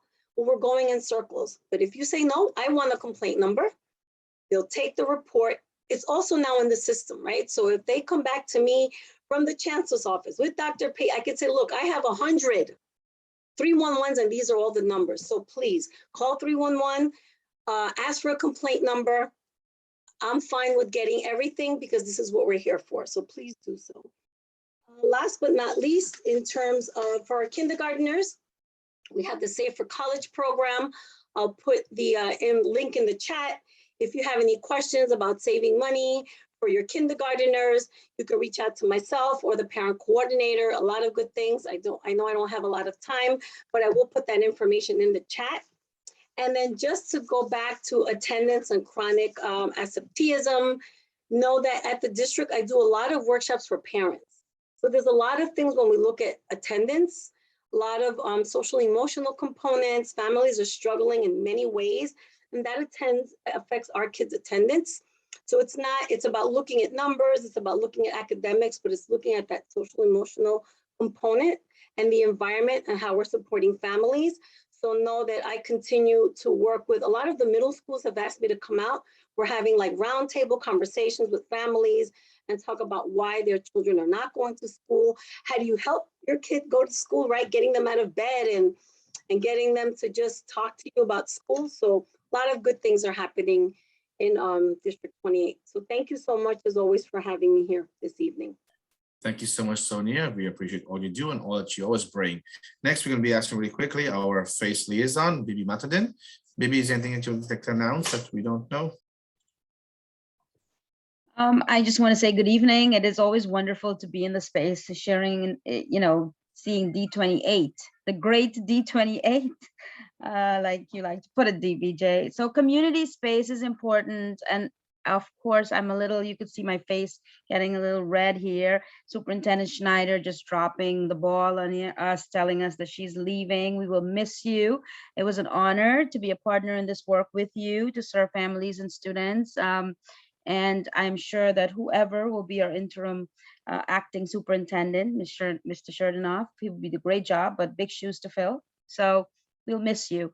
I do want to reiterate that we are in the C37 hiring process of superintendents, and that engagement is up and coming. So please look out for more information from your community education councils in the coming days. And again, thank you all. Appreciate you, VJ, and the council, and Dr. Pate, always wonderful to see you. Thank you so much. And want to acknowledge and highlight our President's Council, our co-partner, Jessica Zillo. Jessica, can you just please say hi really quickly? Jessica? Hi, good evening, everyone. I'm happy to be here. It's always nice to see everybody. Thank you so much. And Jessica is busy in the chat. She has questions. She's always putting it there. So that's great. Okay, without further ado, council members' reports, and then we'll take questions about everything, questions about food and nutrition services, questions about comments, all questions or concerns about mayoral control. We want to hear your feedback or about anything else. So council members, I'm going to call all of you and tell us if you have any feedback, any comments. Okay, there's a lot of TV down, so sorry. Barbara Williams, first Vice President. Unfortunately, I have no report on tonight, VJ, but just want us to continue to be aware of safety with all the violence that's going on with guns. Just last week, 3 students was shot outside of Francis Lewis High School down the block. So just want us to still be aware of safety in our schools. Thank you. Very, very important indeed. Second Vice President Ted Chang. Thanks, Vijay. I just want to make I know Sujin is here from Senator Leo's office, so I just wanted to weigh in a little bit on mayoral control, because I know that's an issue that they were looking for public comment on. So I'll just go ahead and make a quick comment now. My sense, just kind of talking to people, is that I'm not sure people really know what the options are. And so, I don't necessarily sense that people are saying that they definitely want mayoral control or that they definitely don't want mayoral control, but I do get the sense that people want to know. I mean, there's been some frustration, just generally speaking, not about the current mayor, but just over the years, there's been this sense that, things have been run and people don't necessarily know how to shape that. And I think, one of the options I've heard talked about is sort of, extended mayoral control, but with some sort of a task force to just talk about how we can, address school governance, generally speaking.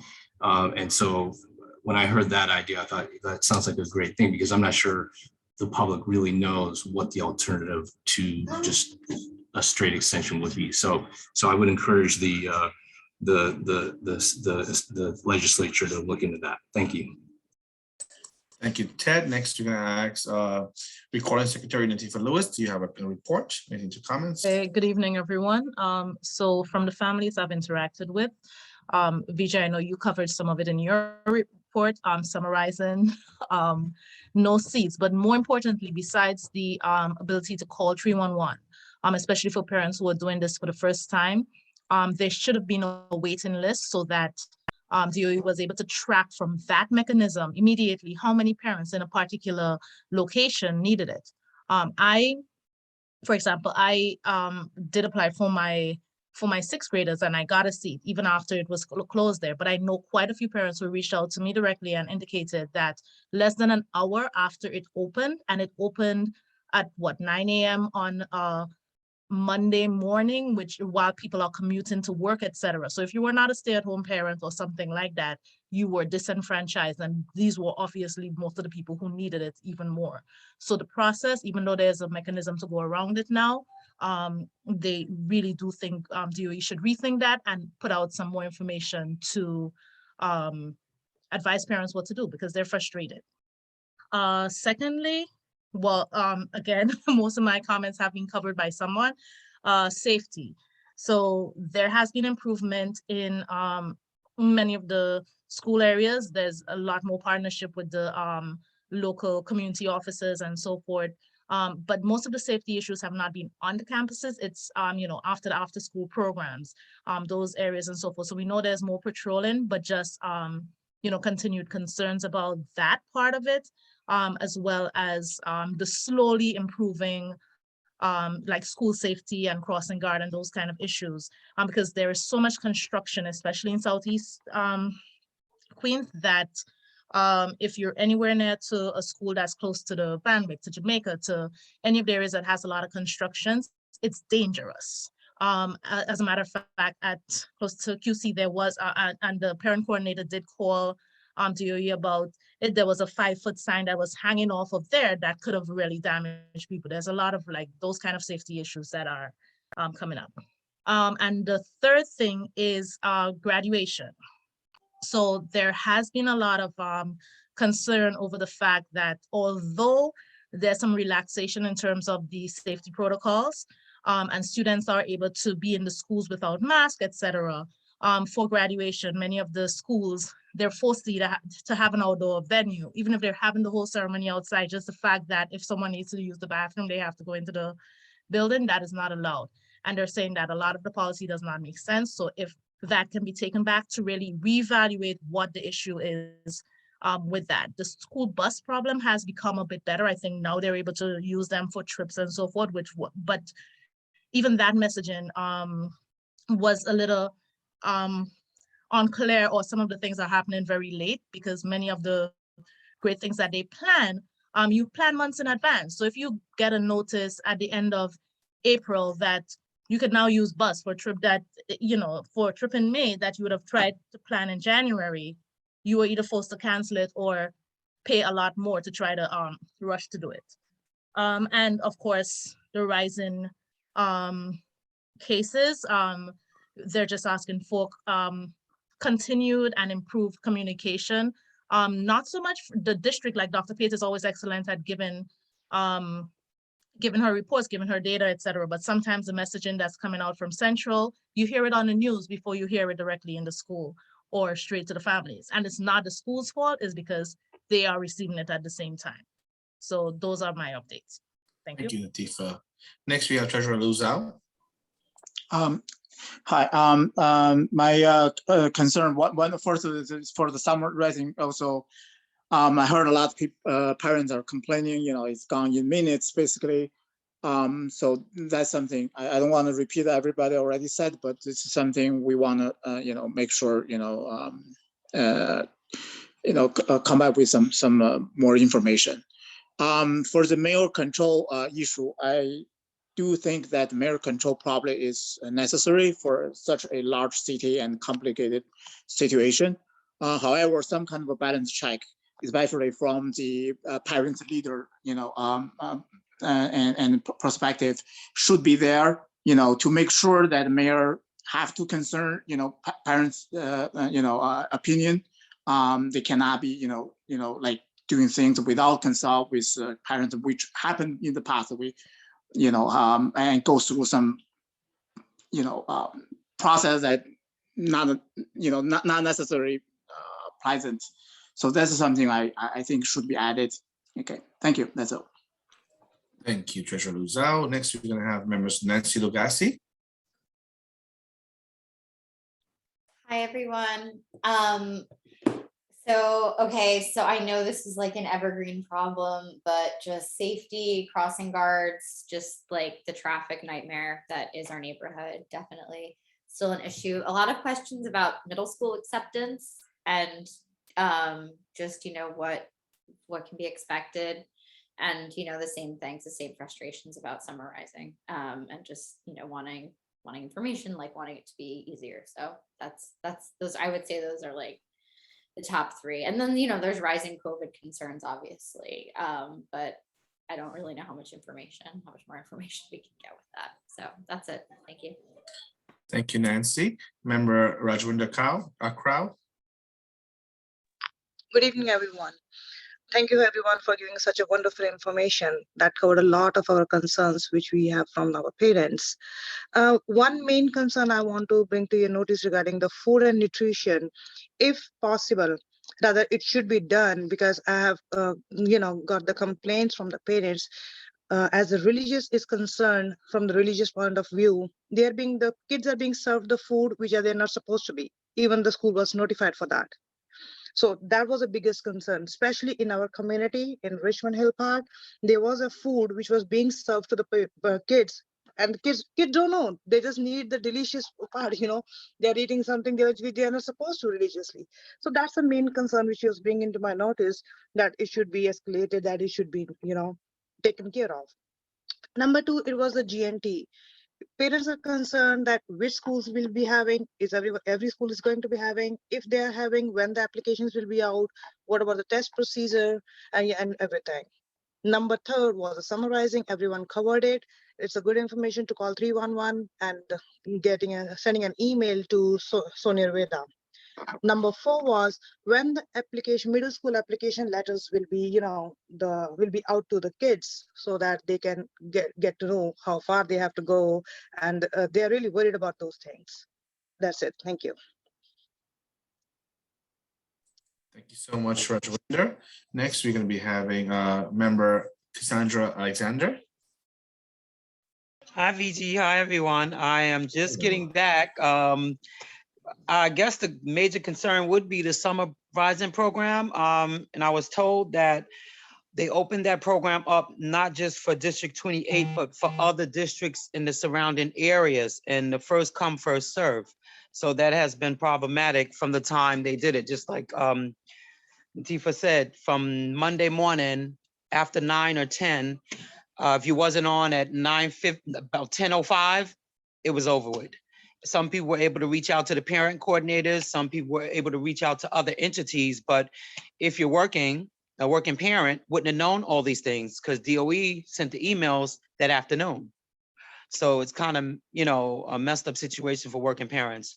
And also COVID, it's still up and rearing, and they're kind of wishy-washy with the vaccinations, who's getting it, who's not. Is there a mandate here? There's no mandate there. Masks are off. So the numbers are going back up. So there's a great concern about that. But that's all I have for now. Great to see you. Thank you, Cassandra. Thank you. Next, we're going to have member Shaliza Dean. Report. Hi, guys. Nothing to report today. Thank you so much, and happy Ramadan to you again. We miss you. Next, we're going to be having member Elena Amanova.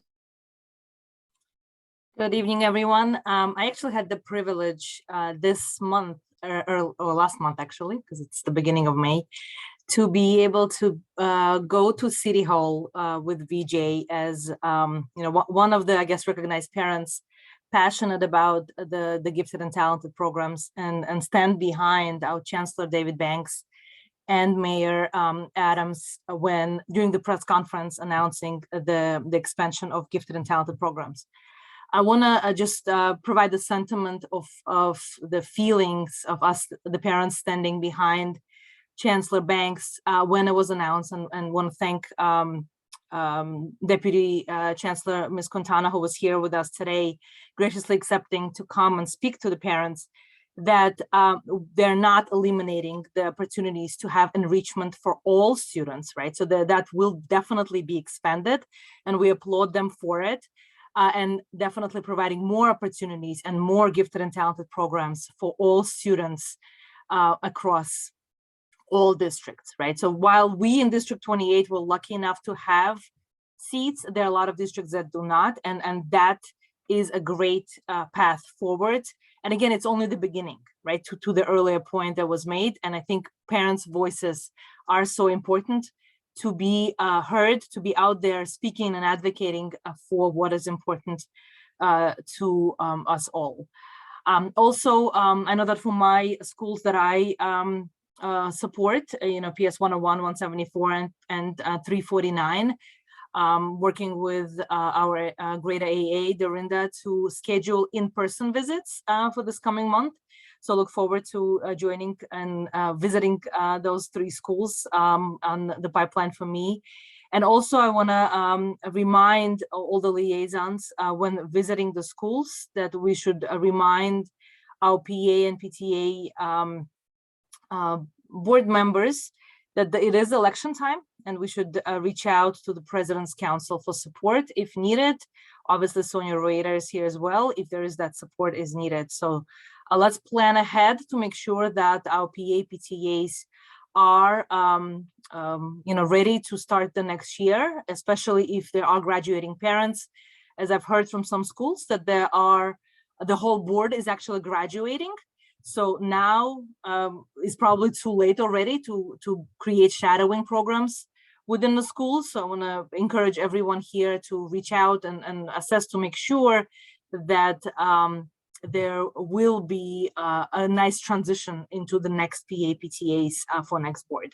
Also, DOE, obviously we're under the oversight of BB Matadin here. We'll be hosting a Zoom training on May 16th and May 19th to help manage the Zoom platform. So for any parent leaders here who will need that, because Zoom is complicated to an extent, right? I am hosting here today. So if anyone needs that support for Zoom, please join the training on May 16th and 19th. If anyone has any questions, please reach out to BB Matadin, our face liaison. Thank you all. Thank you so much, Elena. Next, you're going to be having Simone Donbach. Simone. Hi, good evening. I would like to report that in our last business meeting, we formed a resolution committee, and Barbara Williams is the chair and I am the vice chair. Barbara and I, we spoke already. We are planning to have a resolution committee meeting soon, hopefully before or why we can still be on Zoom, because it just makes it easier for everybody and also for the parents. So stay tuned for that.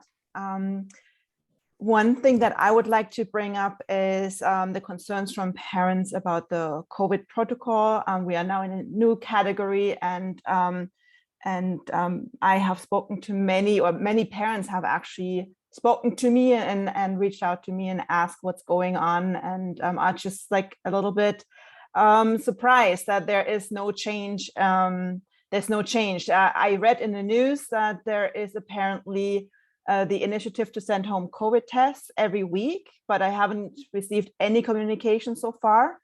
So I'm wondering what's going on, if there's anybody from DOE who can help and give some information about that. And I would also like to join Ted and Lou in talking briefly about mayor control. I think the way it is working right now is not working. So something needs to be done about it. Just extending it for 4 years, I think, is really not a smart idea.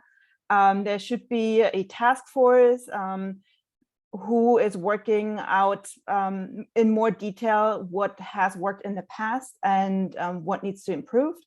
And so I personally think that the current system should not continue, maybe only with an extension of a year or 2, but together with a task force to find ways so that it can be improved, so that it benefits the students, the families, the teachers as well, and the staff, and of course the city to run such a big school system. And that's it from me. Thank you. Thank you so much, council members, for your reports and your concerns and your questions. Dorinda, I know you had sent out an email to all the principals. You want to tell them about the certificates that we were asking them for, the names, really quickly? Hi, Vijay. Sure, let me pull up the email.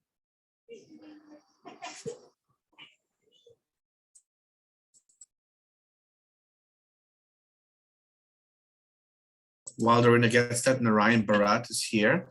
Narayan, can we please make Narayan Bharat a co-host?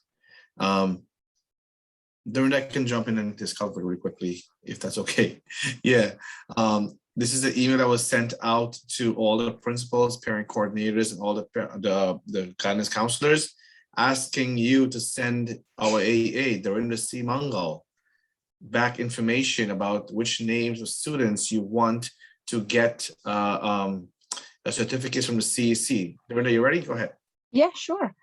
So we have a list of awards we're willing to create and print for you all.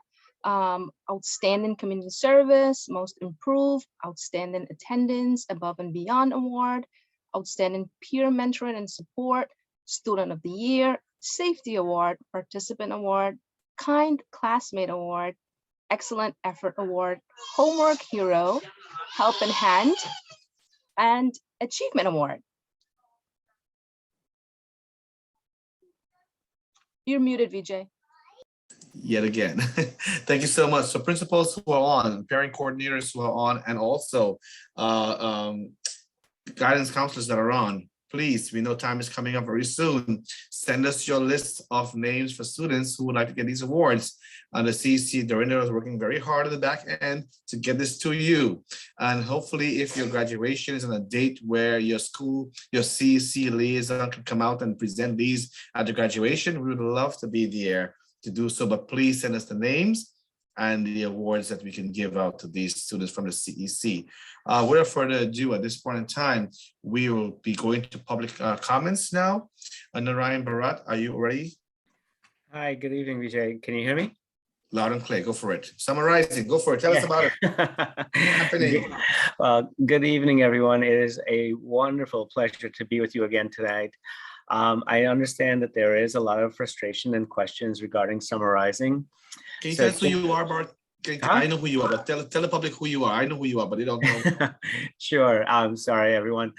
Good afternoon, evening. I'm the Director of Operations for the Queens South Borough Office, serving districts 27, 28, and 29. And I have the wonderful pleasure of helping to coordinate some of our summarizing activities and support as we're trying to go forward. Just a little bit of background. Last year, when we had our first summarizing experience, which is the expanded summer school initiative, DOE and Central had committed to 80,000 seats. This year, the new mayor and chancellor increased that to 110,000 seats, which is a large undertaking citywide, because historically, summer school usually involves about 7,000 to 9,000 mandated students. So we have expanded that program by an order of magnitude or so. So it is a massive undertaking. And this year, we did learn a few lessons from last year regarding registration. So the enrollment portal is actually managed by DOE, and it's not managed by a third party. And excuse me, this is why currently, and I know it's a little bit frustrating, but parents are not able to over enroll at certain sites, which was a major problem we had last year. Last year, we had many parents enrolling at a site that didn't have the capacity to accommodate them. So right now, when sites are full, parents are no longer able to enroll in those sites because we are still holding back a certain number of seats for the mandated students who are required to go to summer school. And so just a little note on that. I know, especially in District 28, we had by Monday afternoon or Monday morning, many of the seats were taken because of the open enrollment process where parents and families from outside the district could enroll. And that's something that the mayor's office and the chancellor's office have promoted because they wanted a little bit of equity where sometimes for the summer, families are not living in the same place, or parents may want their children to be closer to where they actually work. And so there are many reasons, and it's also to accommodate some of our students in temporary housing. So that's why that option was put into place. So I think following May 27th, when the mandated students are going to be entered into the system, because like there are some seats right now in every summer rising building that you cannot see from the outside. They're just kind of held in reserve. And when those students are now programmed in, there will be some seats opening up because some of those parents have already registered those students because they didn't know they were going to be mandated and so on. So I'm not sure exactly what the numbers are going to be, but come May 27th, that week, there will be some wiggle room and some availability opening up in the summer rising sites. Also, once we get to later in June, and if there is room on the rosters at the sites, schools will be able to register manually parents who do come into the schools at that point as well. And there will be announcements regarding that process when it does open up. So it's not completely hopeless. There is some hope for in terms of capacity. And also our capacity limits right now are based on the CBO capacity, meaning you may have a building that can accommodate 800 students, but the CBO that's in that building may only be able to handle 300 to 400. And that's where the capacity is based on right now. And DYCD, as well as Central, is having conversations with the CBOs to see if they can staff up at certain sites to increase the capacity in those sites, but it's not guaranteed. They're ongoing conversations, and we're trying to see if they can get more staff in certain sites to increase the capacity. And if that happens, again, there will be announcements for those sites. So we're trying, it's not perfect, and we're just trying to make it happen to all, as many of our students as possible. And I'll leave it there. I know there's just a quick note on busing. So busing is going to be during the day from 8 to 3. So busing will be picking up students, and dropping them off at the school by 8 o'clock. Yellow buses, the yellow school buses, are not going to be available after 3 p.m. So if your student is staying in the program until 5 or 6, you may have to pick them up or work out some other arrangement, because if they're taking the yellow buses are going to be leaving, between 2:30 and 3 o'clock for the last pickup. So I just wanted to make sure that folks were clear on that. Thank you, Mr. Barat, for always bringing the news to us. Not great news always, but the truth news. One date, folks and parents, that you want to remember is May 27th. What time? 9 a.m.? It'll be, that week, once the mandated students are going to be entered manually by the schools, there will be, seats opening up at the different sites. So it'll be that week. So there is no clear system, because my kids can't get it, right? I'm just going to use myself as an example. Right. Eva touched on that. Where is the tracking of first come, first serve, who is on a waiting list? Like, most of the sites are saying, we're up to capacity, nothing we can do, call DOE. Right. So parents left to do nothing. So why is there no system in place to have some kind of waiting list again? Like, I don't know, like, what are your thoughts? Yeah, I mean, that's definitely something that I think should be, especially for, parents of the district schools, if your local school, there should be a waiting list. I agree with that. And I think that's something that Central could put into place. And it's the email that I think Sonia had shared earlier, it is being tracked like throughout the day. So if that's something that parents want, is a waiting list for their local schools, so that if and when seats do open up, that they're considered for those. I think if you email them directly, they will take that into consideration. And it's something that I will certainly take back to the planners at Central, because I will meet with them next week on Monday and Tuesday as well. So I will definitely raise that as well. Thank you. See Sonia, hands up. And I just wanted to add, we already have parents that are calling and said, you know, I changed my mind. I want to not have my child enrolled, and they already have a placement. Also, there's an email for you to let the Summer Rising team know, because that's also going to, you know, free up a seat. Or if you made a mistake and you want your child somewhere else, like all of those things are going to take into place when they start assigning seats. So please, again, I'm going to put the email back in the chat. Also, if you remember last year, or maybe, you know, a lot of things happen and we forget, we did have a number of parents that were upset because there was a waiting list. You know, why am I on the waiting list? I want a plan. So, you know, now we're kind of in this situation where we don't have a waiting list. So I am definitely going to put that back on. But if you, for parents that have changed their mind or they don't like the site that they were assigned to, please also follow through with that, because that's going to play a role on May 27th when they start freeing up seats. And I'll put that back in the chat. Yeah, thank you for bringing that up, Sonia. That was actually something that was raised in our summer school meeting earlier this week.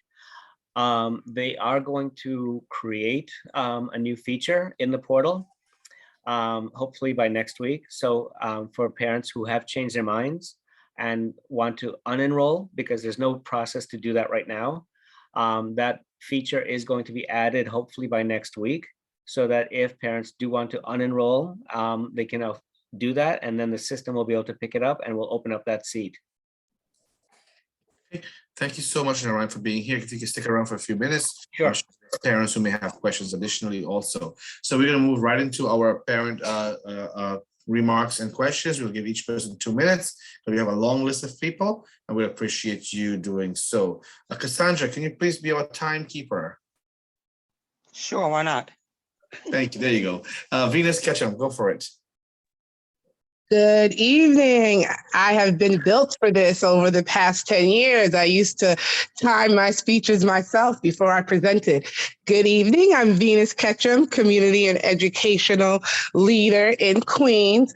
And I wanted to take it back to the old school. I like to listen to Boom, There It Is with my class during the day on Kids Bop.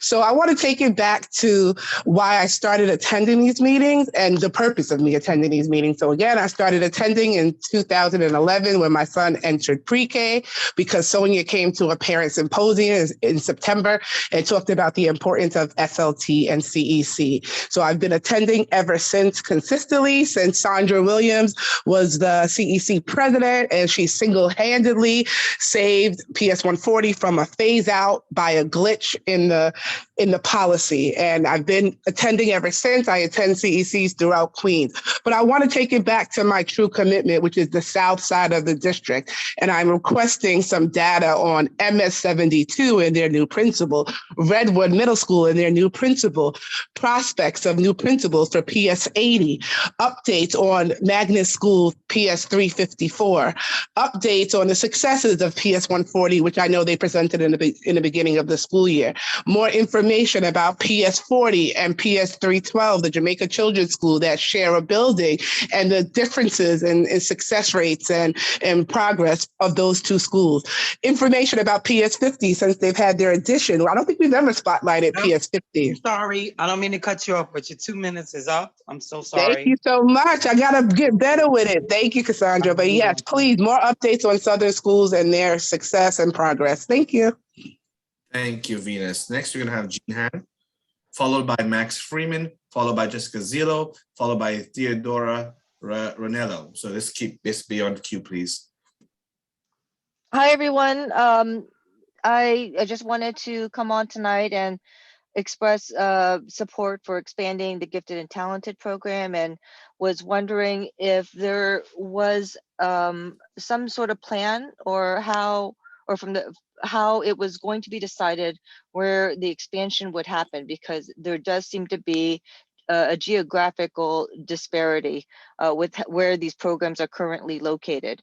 And because of that, it is creating inequity in our system. And I think that it really needs to be addressed. Also, I would like to bring up the transportation issue with Gifted and Talented, because with my own family, I have a nephew at a Title I school, and multiple families living in one household. in Woodside, and he definitely has demonstrated he could attend one of these programs, but his family opted not to because of proximity. They just felt like with their low income wage jobs that they could not afford the time to drop him off because there was no bus transportation. So I do feel like that is something that really strongly needs to be considered. And I think that's all I really had for tonight. I'm just sort of winging it. So hi, everyone, and have a good night. Thank you so much. You made it under the time, G. Look at that. I love it. I try not to be too wordy. Sorry. First time. You did a great job. Next, we'll have Max Freeman. Max Friedman, sorry. Hi, everybody. Some of you There already. you guys are. And this is Mark. Hi, everyone. We are the creators and hosts and producers of a podcast called School Colors, which just premiered its second season, all about District 28, and features the voices of a lot of the people who are in this room right now. And we just wanted to come here and let you all know that the show is happening, and hoping that you'll listen to it. The first episode is out now. Our show is called School Colors, but it's actually on the feed of another podcast called Code Switch from NPR. So if you want to listen to it, you can go to NPR's website or search for Code Switch. I will write it out, Code Switch, on any podcast app such as Apple Podcasts, Google Podcasts, Spotify, Stitcher. All of them. All of them, yeah. All of them. Yeah, I don't really have much to add other than Max and I spent a couple of years of our lives working on this. As he mentioned, there are many of you at this meeting who are a part of this. And we really hope you listen to it, because your opinions of what good of a job we did. Recording in progress. So I don't have much more to say. I know we've got about 30 seconds left. Yeah, you can write to us. I left an email address in the chat where you can write to us and let us know what you think about the show. I will say the first episode is out right now, which was about the diversity plan that was supposed to begin in 2019. The next few episodes are going to be about the history of the district, actually the history of the neighborhoods in the district before there was a District 28 and how there got to be a District 28 in the first place. If you're interested in that, please listen. And also check out our first season. Thank you. 5 seconds left. Thank you.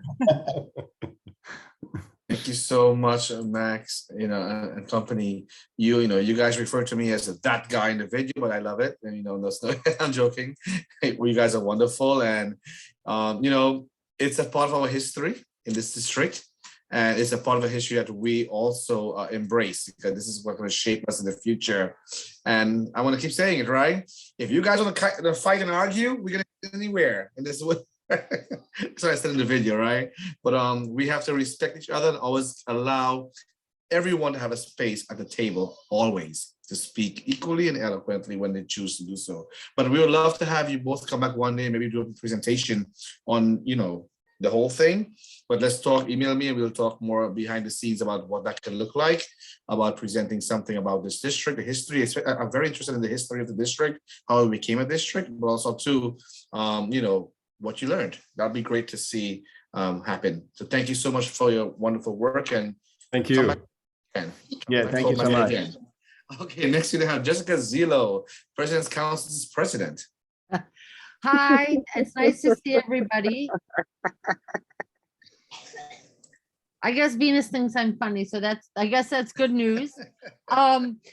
I just want to make a mention. Thank you, VJ, and the rest of the CEC for putting on the legislative breakfast. It was great to see everybody in person. And congratulations as well to getting the Wi-Fi for Seppan Boulevard. I think that's excellent.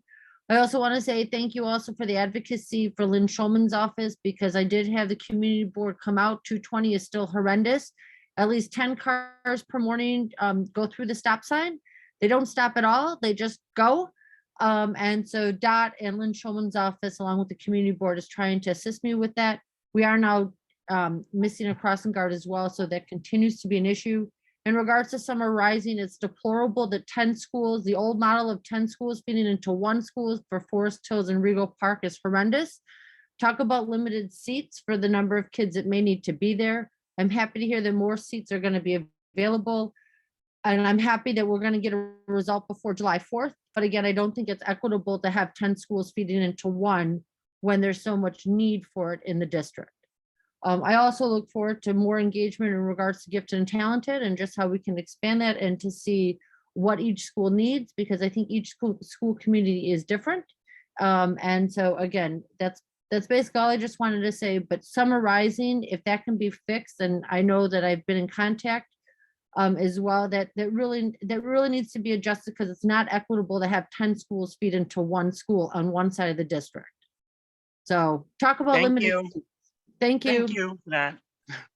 And thank you, Jessica, for all the hard work you do with all the presidents and the PTAs and you and the entire team. We acknowledge you. We are team players, and we're going to keep working. We can do wonderful things for this district, and good seeing you at the breakfast also. Dr. Pei, did we get the Wi-Fi? Did it happen as yet? Not as of yet, but we continue to wait in anticipation. We got it on video that they say they'll do it, the Borough President. We sure got it on video. Yeah, Barbara Williams, we got to get to we work. did. Ted Chang, got to get to work. We will do definitely a follow-up on that tonight. Yes. Having a Theodora Ranello, please unmute. I actually unmute. Go ahead, please. Thank you so much. My name is Theodora, and I am a member of Project Hadra, which is a gender justice organizing program based in Queens, and many of our members have children in District 28 schools. We're concerned about another 4 years of mayoral control, at which point mayoral control will still be the norm and possibly reinstated. We're suggesting that a task force should coincide with 1 to 2 year extension maximum, in which it should be allowed to offer community-led solutions and alternatives, basically for the most impacted students, guardians, and school staff. We're concerned that switching educational priorities every 4 to 8 years, who is based on the mayor, creates instability, and it also, especially in this term, we can see that mayoral control eviscerated mask mandates and brought us GNT at a time when schools don't even have enough adequate ventilation. And so we're very concerned about the student voice and parent power and teacher support within mayoral control, and really believe that people who are the most marginalized should help make decisions about the schools. Thank you so much. Thank you so much. Next we're going to have is Melissa Mancuso. Hi, thank you so much. I actually would like to reiterate and support that suggestion related to mayoral control, that we can't continue this way, but we also cannot simply revert to the system we had prior that was possibly an even bigger mess. So I would also support that suggestion to extend for 1 or 2 years, convene a task force plan based on what was effective and what needs to change to bring stability, but also to increase the accountability to the city as a whole, parents, families, and students as well. The other thing I would like to mention, thank you so much, Dr. Pate, for your leadership. Congratulations to our district for the improvement in attendance. I'm excited to hear about that possibility of CECs being involved, and some suggestions from the district about ways to continue to improve in that area. I am a little concerned about attendance incentives, only because for students who might be chronically ill, or for other reasons, maybe psychological reasons, maybe the circumstances in the school are refusing to attend. I think incentives may sort of gloss over or inadvertently cause harm. But it sounds like there will be lots of engagement around this topic, which I look forward to. Very characteristic of Dr. Pate, so thank you for that. And I would just say that digging into some of those reasons would be very helpful, in considering maybe some options from the DOE, like the possibility of remote instruction for students who don't necessarily qualify for home instruction per an IEP, but who may benefit. Sorry, your from time Thank is you. up. Thank you. Thank you. Thank you, Melissa. And Cassandra's on it. Thank you, Cassandra. She's using a iPhone. That's what happens. Next, we're going to be having is Ari Feldman. It's actually an Android, VJ. Here we go. Thanks, VJ. I'll be super quick. I'm just gonna say the same thing as a bunch of other people have said already. For mayoral control, it's not working as it is. Parents, as you know, we only have one spot on the PEP out of 15 that represents parents. 9 out of 15 are the mayor. It just is not a good way to balance and make sure that that community voice is actually heard. So I agree with the other people that said, you know, extend it for a year, maybe 2 years, have a task force, figure it out, get it right. The only other thing I'll say is if you haven't yet signed, there is a letter to support Dr. Pate. As Bibi mentioned before, there's going to be a, I think it's called a C37 process to hire or hopefully to continue Dr. Pate as our superintendent. And that's coming up very soon. So we're going to try to send this letter out in the next couple of days. So if you could sign tonight, that would be great. And I will post the link in the chat so you can sign. Thanks. And thanks to most of the CEC members who signed.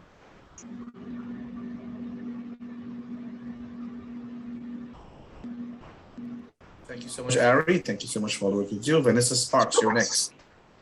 Good evening, Vanessa Sparks, Community Board 12 Education Committee, bringing greetings from the Reverend Carlene Thorbs, Community Board Chair, and Latoya LeGrand, Education Chair. And I want to speak to mayoral control.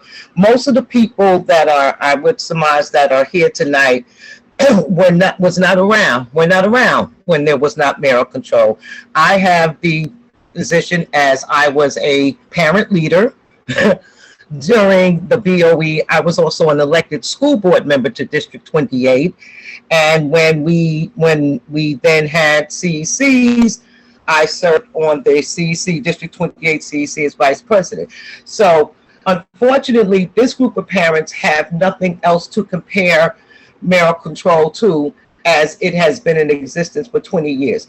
I am no fan of mayoral control. I fought against it. When Bloomberg ushered it in, what mayoral control does, it has stripped the community, parents and community, of any say-so on how schools in their communities are managed. I hear that you're going through a C37 process. I actually have participated in 2.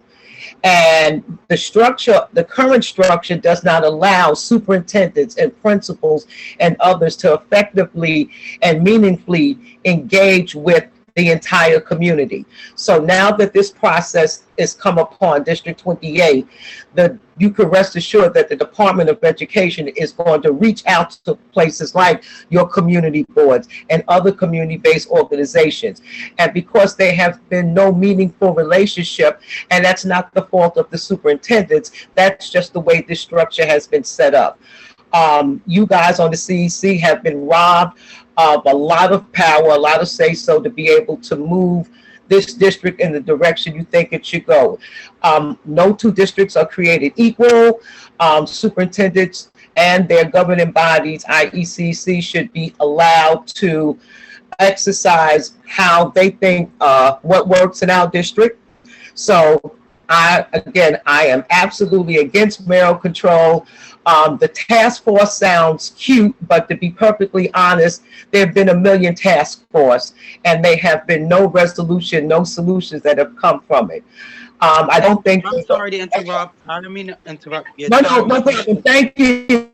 Thank you.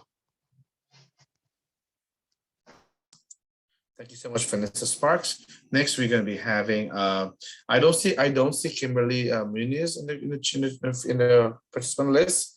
But if she does come back, we're going to skip her because I looked for her. I didn't see her. Next, we're going to have Frankie Lozada. I'm going to be very quick. I just wanted to introduce myself. First off, thank you, President Ramjatan, for having me here. Dr. Pate, thank you so much for your passion. I'm running for Congress in the 5th District, so I'm the hopeful new congressional candidate that will be representing District 28, along with the rest of the schools in District 5 of New York.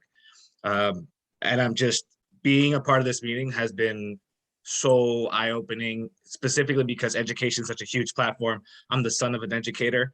And to see that there's so many folks already involved in tackling a lot of the issues that I've been trying to do, because I've been looking at the stats and seeing our absenteeism, seeing where we rank. And unfortunately, like Latino and Black communities and communities like ours have been failing. And I'm just not willing to accept a lot of that. So seeing this much work and effort to really boost up, I want to make it so that our schools are the actual example that everybody wants to follow. New York has the biggest education system in the country, and there's no reason why we shouldn't be number one, and everybody should be looking at us for how to do things. That's pretty much it. I'm gonna leave my email as well, just in case anybody does want to follow up, kind of see any more of what's there. As far as mayoral control, I've always been an advocate for allowing the parents to make the best decisions for their children. You know, I feel like we are the ones that actually can invest that time and know what's best for where we want our children to be. Thank you so much. Thank you for that. Thank you. We appreciate you here and you take the time. Welcome, and we wish you all the best in your race. And do come back and bring us some resources. So that's the goal. Some more laptops. There was one more person. Sorry, the chat feature just went all the way up, and there was one more person in the chat here on who signed up to speak. I'm just gonna get the list here really quickly. Sorry. Pardon me. Effie Zakari. Effie, there you are. Okay, Zachary. Good evening, everybody. Zachary, I apologize. For those who don't know me, I'm the CCHS Queens rep, and I'm also the chair of the President Council and SLT committee that we have.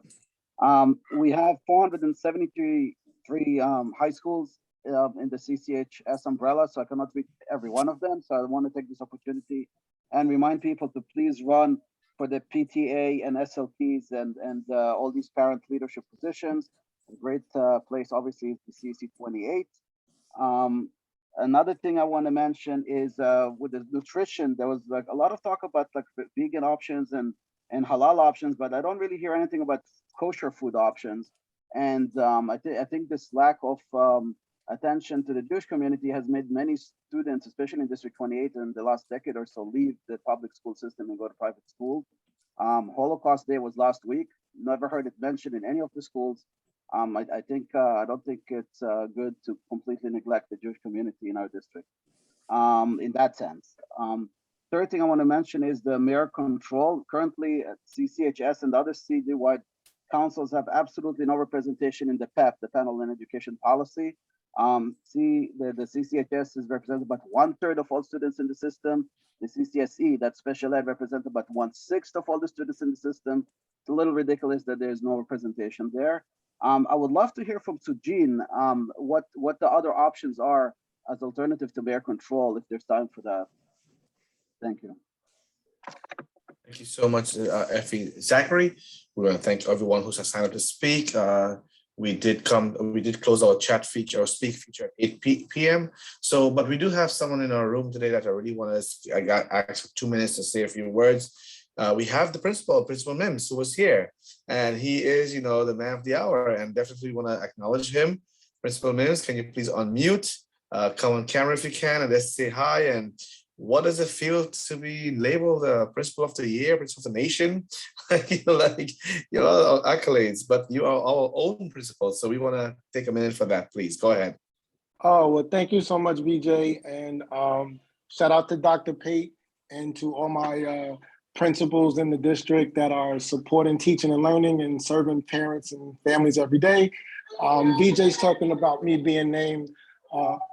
I got my kids washing up, so if you hear a little noise in the background, that's Principal Mims Parenting. Just wanted to say, being National Magnet Principal of the Year is important to me because Magnet is about race and equity and providing high quality education. And for me to be honored and to nationally be honored on that level is a big tribute to what we do in District 28 in New York City. And I plan on supporting teaching and learning to the best of my ability. So it's been a pleasure, but this is a win for D28, not just Brendan Mims. So thank you guys. Thank you. Can you all give hearts or claps or applause in the feature? Come on, let's use our tools that we have. Yes, applause and hearts, thumbs up, and all that good stuff. We celebrate you, Principal Mims, and for all the work you do. And this definitely comes from dedication and a lot of work, right? A lot of dedication too. So thank you, thank you, thank you. We had you before now presenting about your school before. I will definitely want to have you come back again in the future and discuss more. Dr. Pitt, is the other principal on right now? Do you see her on? Unfortunately, I don't believe Principal Tanya Bates Howell is in the room, but I'm sure that she would just give a resounding thank you to everyone that contributes. We say this all the time. I cannot impress upon us more than I already have.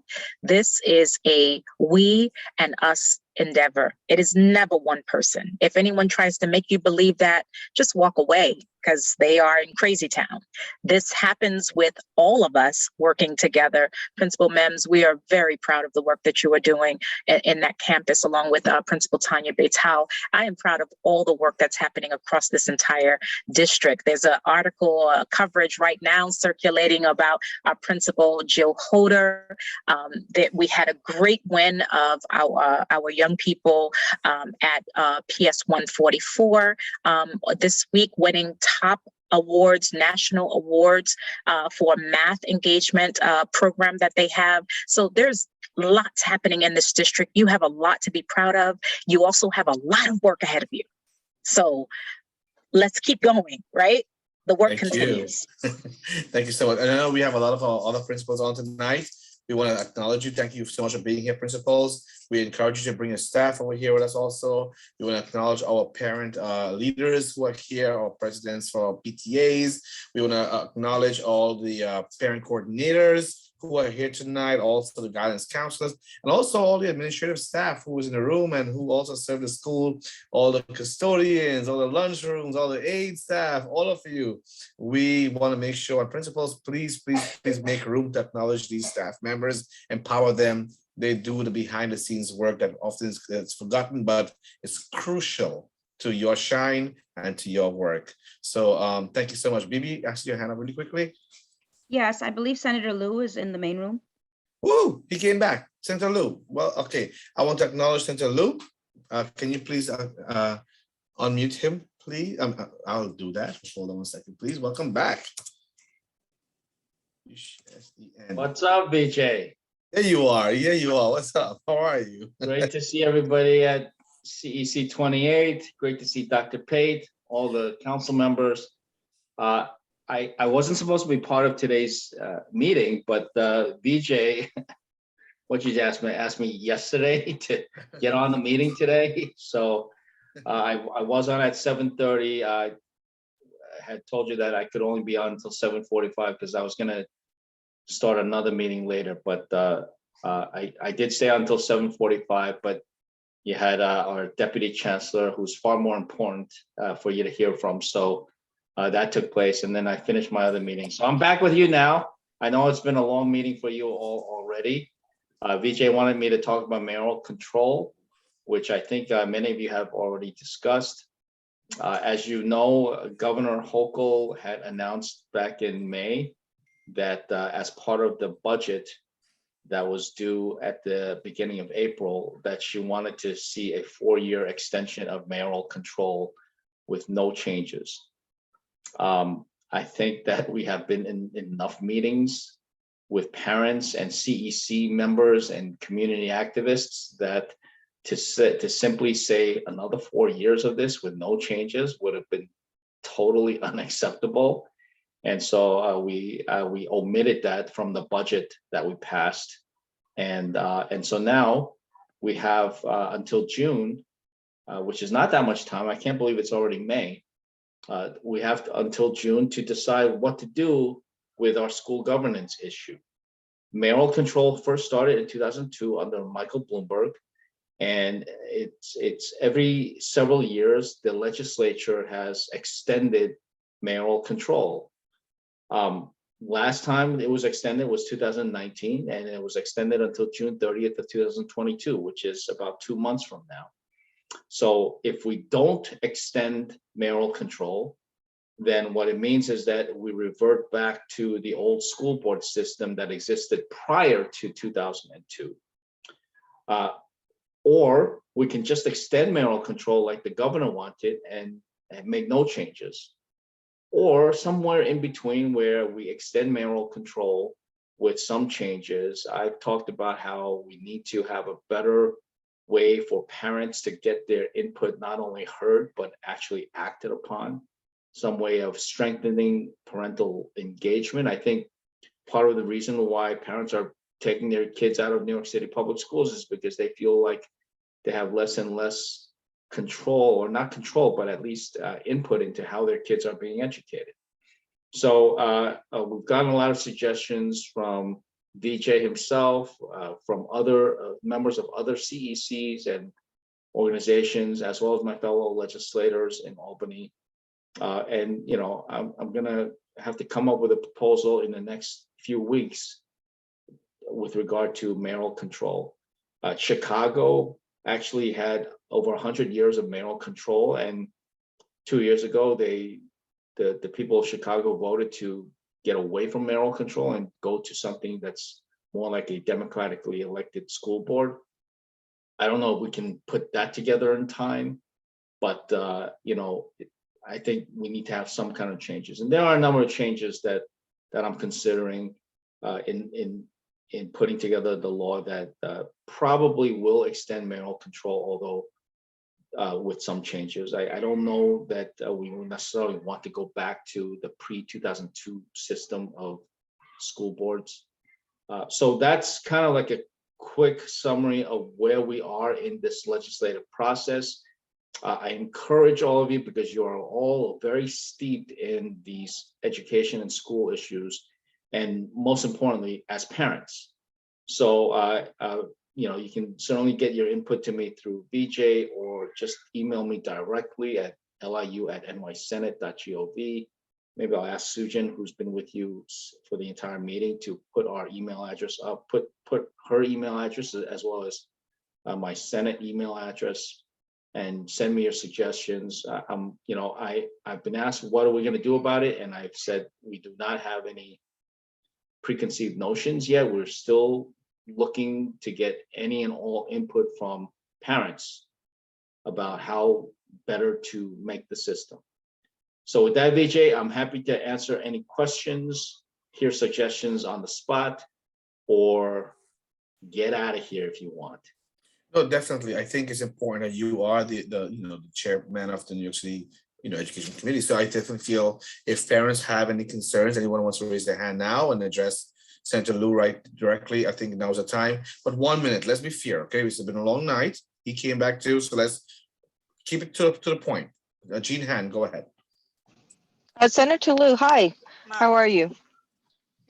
Hi. I just have a quick question about it's a clarification question, what you meant by school governance. If you don't mind, could you clarify for parents on the call that may not quite understand this point? Sure. School governance has to do with, it is about what the structure of our school system is. So, most people, because it's been in place for the last 20 years, we elect a mayor, and the mayor single-handedly appoints a chancellor. And also the 9 members out of the PEP, Panel for Educational Policy, which essentially is the new name for our school board, our citywide school board. And because he has a supermajority, 9 out of 15 members on the school board, and he single-handedly picks the school's chancellor and can fire the school's chancellor at will, and can fire or remove any of his appointees to the PEP, that is what mayoral control is. Before 2002, we had a system where there were 32 school boards, local school boards, including School Board 28, with the predecessor to CEC28, that had much more authority and power, such as hiring their own superintendent,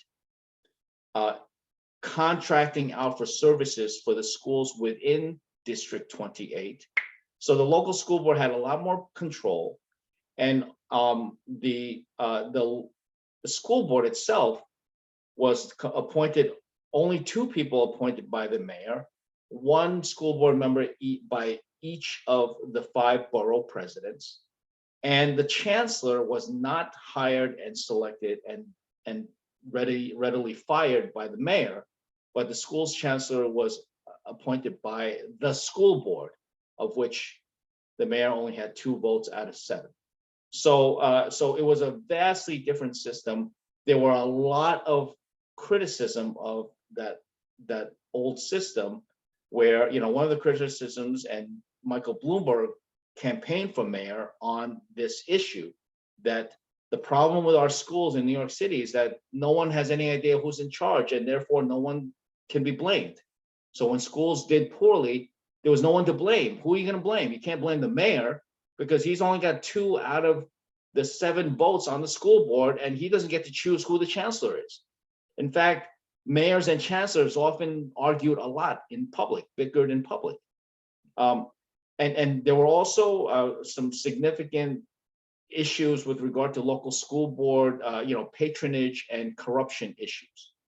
So that's how the legislature back in 2002, I wasn't around, but I was in the city council when we passed a resolution in support of what Bloomberg was looking for.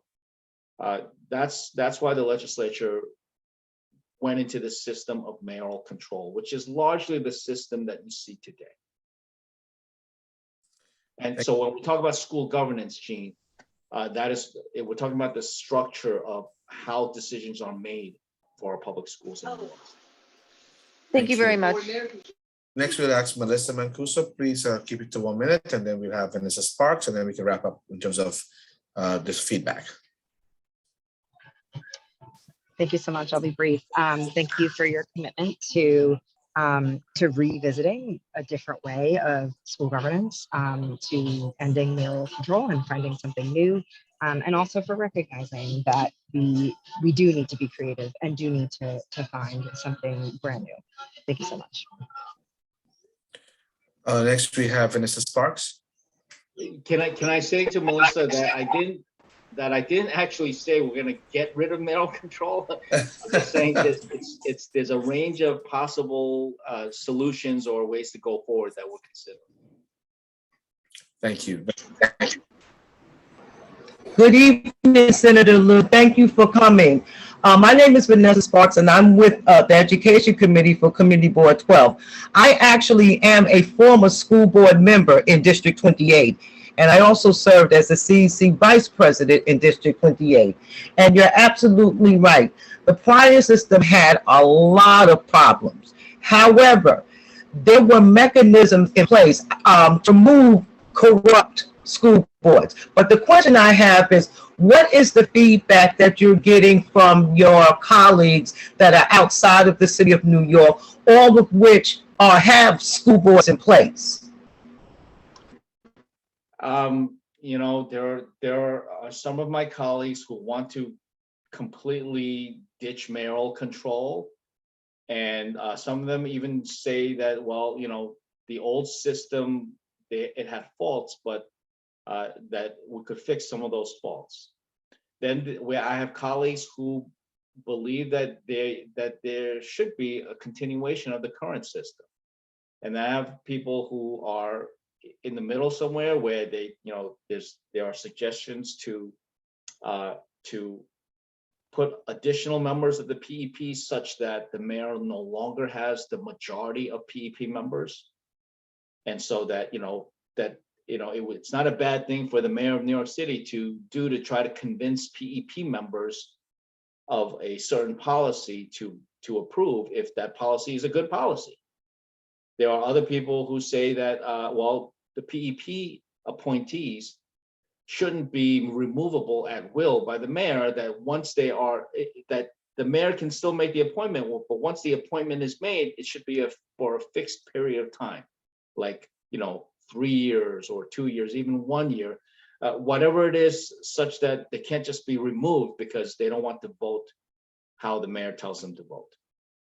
And then, there are some that say that the comptroller of New York City perhaps should have an appointment, because a lot of what the PEP does involve contracting issues, contracting for the Department of Education, whether it be school buses or exam administration or after school programs, all, not labor contracts, but contracts with like organizations and businesses.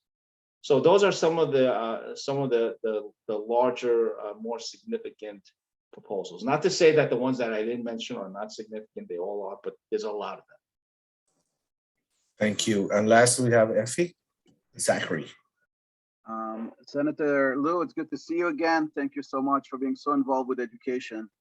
You answered a little bit of what I was going to say. First of all, my personal opinion, to let go, to ditch mayoral control right now, I think would be very, very chaotic. I think we need to give it at least 1 year and maybe work out what's a better alternative, but to ditch it altogether, I think would be dangerous. You answered a lot of what I was going to ask. What do you think are the sensible options as alternative to that, or what are the best tweaks to the current system? You touched on that, but maybe if you can elaborate a little bit more, maybe your personal opinion without being committed to that, we can still change things. Just I've been very careful, Effie, just because I'm chairman of the committee that's going to have to see this through. I don't want to prejudice any outcome by, I really am, I've always been in listening mode and continue to be in listening mode. And once we kind of close the door on the listening mode and start getting into the deliberative process, at that point, there'll be some things that I argue for just because I think they make sense and based on, the rationale of the people who have proposed these kinds of changes. So again, if anybody has any input or suggestions, I'm all ears. I do want to mention, though, Effie, reminded me of something that's important. This discussion about mayoral control has nothing to do with the current chancellor or the deputy chancellor or our new mayor, Eric Adams. Many of these issues preceded this current administration. This current administration has been in there for 4 months, right? Many of these problems and issues have long predated that. And many of these issues predated even COVID. So we've got to talk about how we all want better schools. Not everybody has the same idea, but this is why it's a legislative item. A legislative item means that we try to get as much input and listen to our constituents. You're all my constituents, and see what it is, what changes, if any, are necessary to make our schools better. Senator Liu, thank you so much. You are the chairman of the New York City Education Committee. So it means a lot that you came here and you acknowledge that you be actually be here. And we always give a platform, which is why we attend our meetings, so you can hear our families' voices. This is what's important. And I want to tell you thank you for making the time to come back to hear that. It means a lot. And whenever we ask you to be here, you do show up. I mean, you do come, and we acknowledge that. We know that. I mean, it'd be nice if you gave me more than a day's heads up once in a while, but whatever, it is what it is. Thank you. I appreciate you being here with your busy schedule, and members of our community, please do send emails to Sujin and his office to you get your feedback heard. They make this decision. Your voice is important. Senator Louis, thank you so much for being here. And I thank all of you for being involved. Really quickly to Senator, we want always, when this whole remote option thing ends, this whole open meeting law thing, we always want to have an option going forward to meet our families virtually for those who can't be in person forever. So VJ, I don't know if you were talking to me. It sounded like you might be talking to me. That is something that we did pass in Albany last month, that will continue this hybrid option for until June. For CECs as well as community boards and certain types of other government-related hearings. So the Zoom option is available. But so now is that only until June, or that's forever? That is indefinitely. So, great. but it does not allow the elected CEC members or appointed community board members to continue forever to only appear on Zoom. So we're talking about a hybrid option, and that's that's for accountability for public purposes. We want to be able to show up in person, and people meet us or confront us whenever possible. And that's certainly true of the legislature. Excellent. Thank you so much, everyone. The time now is 9:15 p.m. This meeting is adjourned. Feel free to unmute, say goodbye. Let's hear your voices. And, thank you so much for coming out. We love to see your faces, and please say goodbye. And thank you so much. The business meeting will start at 9:20 sharply. So council members, please be on standby. Cynthia Schneider, you are here. Please don't leave. Don't leave us. Good night, everyone. Good night. Good night. Good night, everyone. Thank you. Good night. Good night. Good night. Thanks, everyone. Cynthia, you're going to be so missed. Oh, my goodness. Hi, Melissa. Yes, you are. Yes.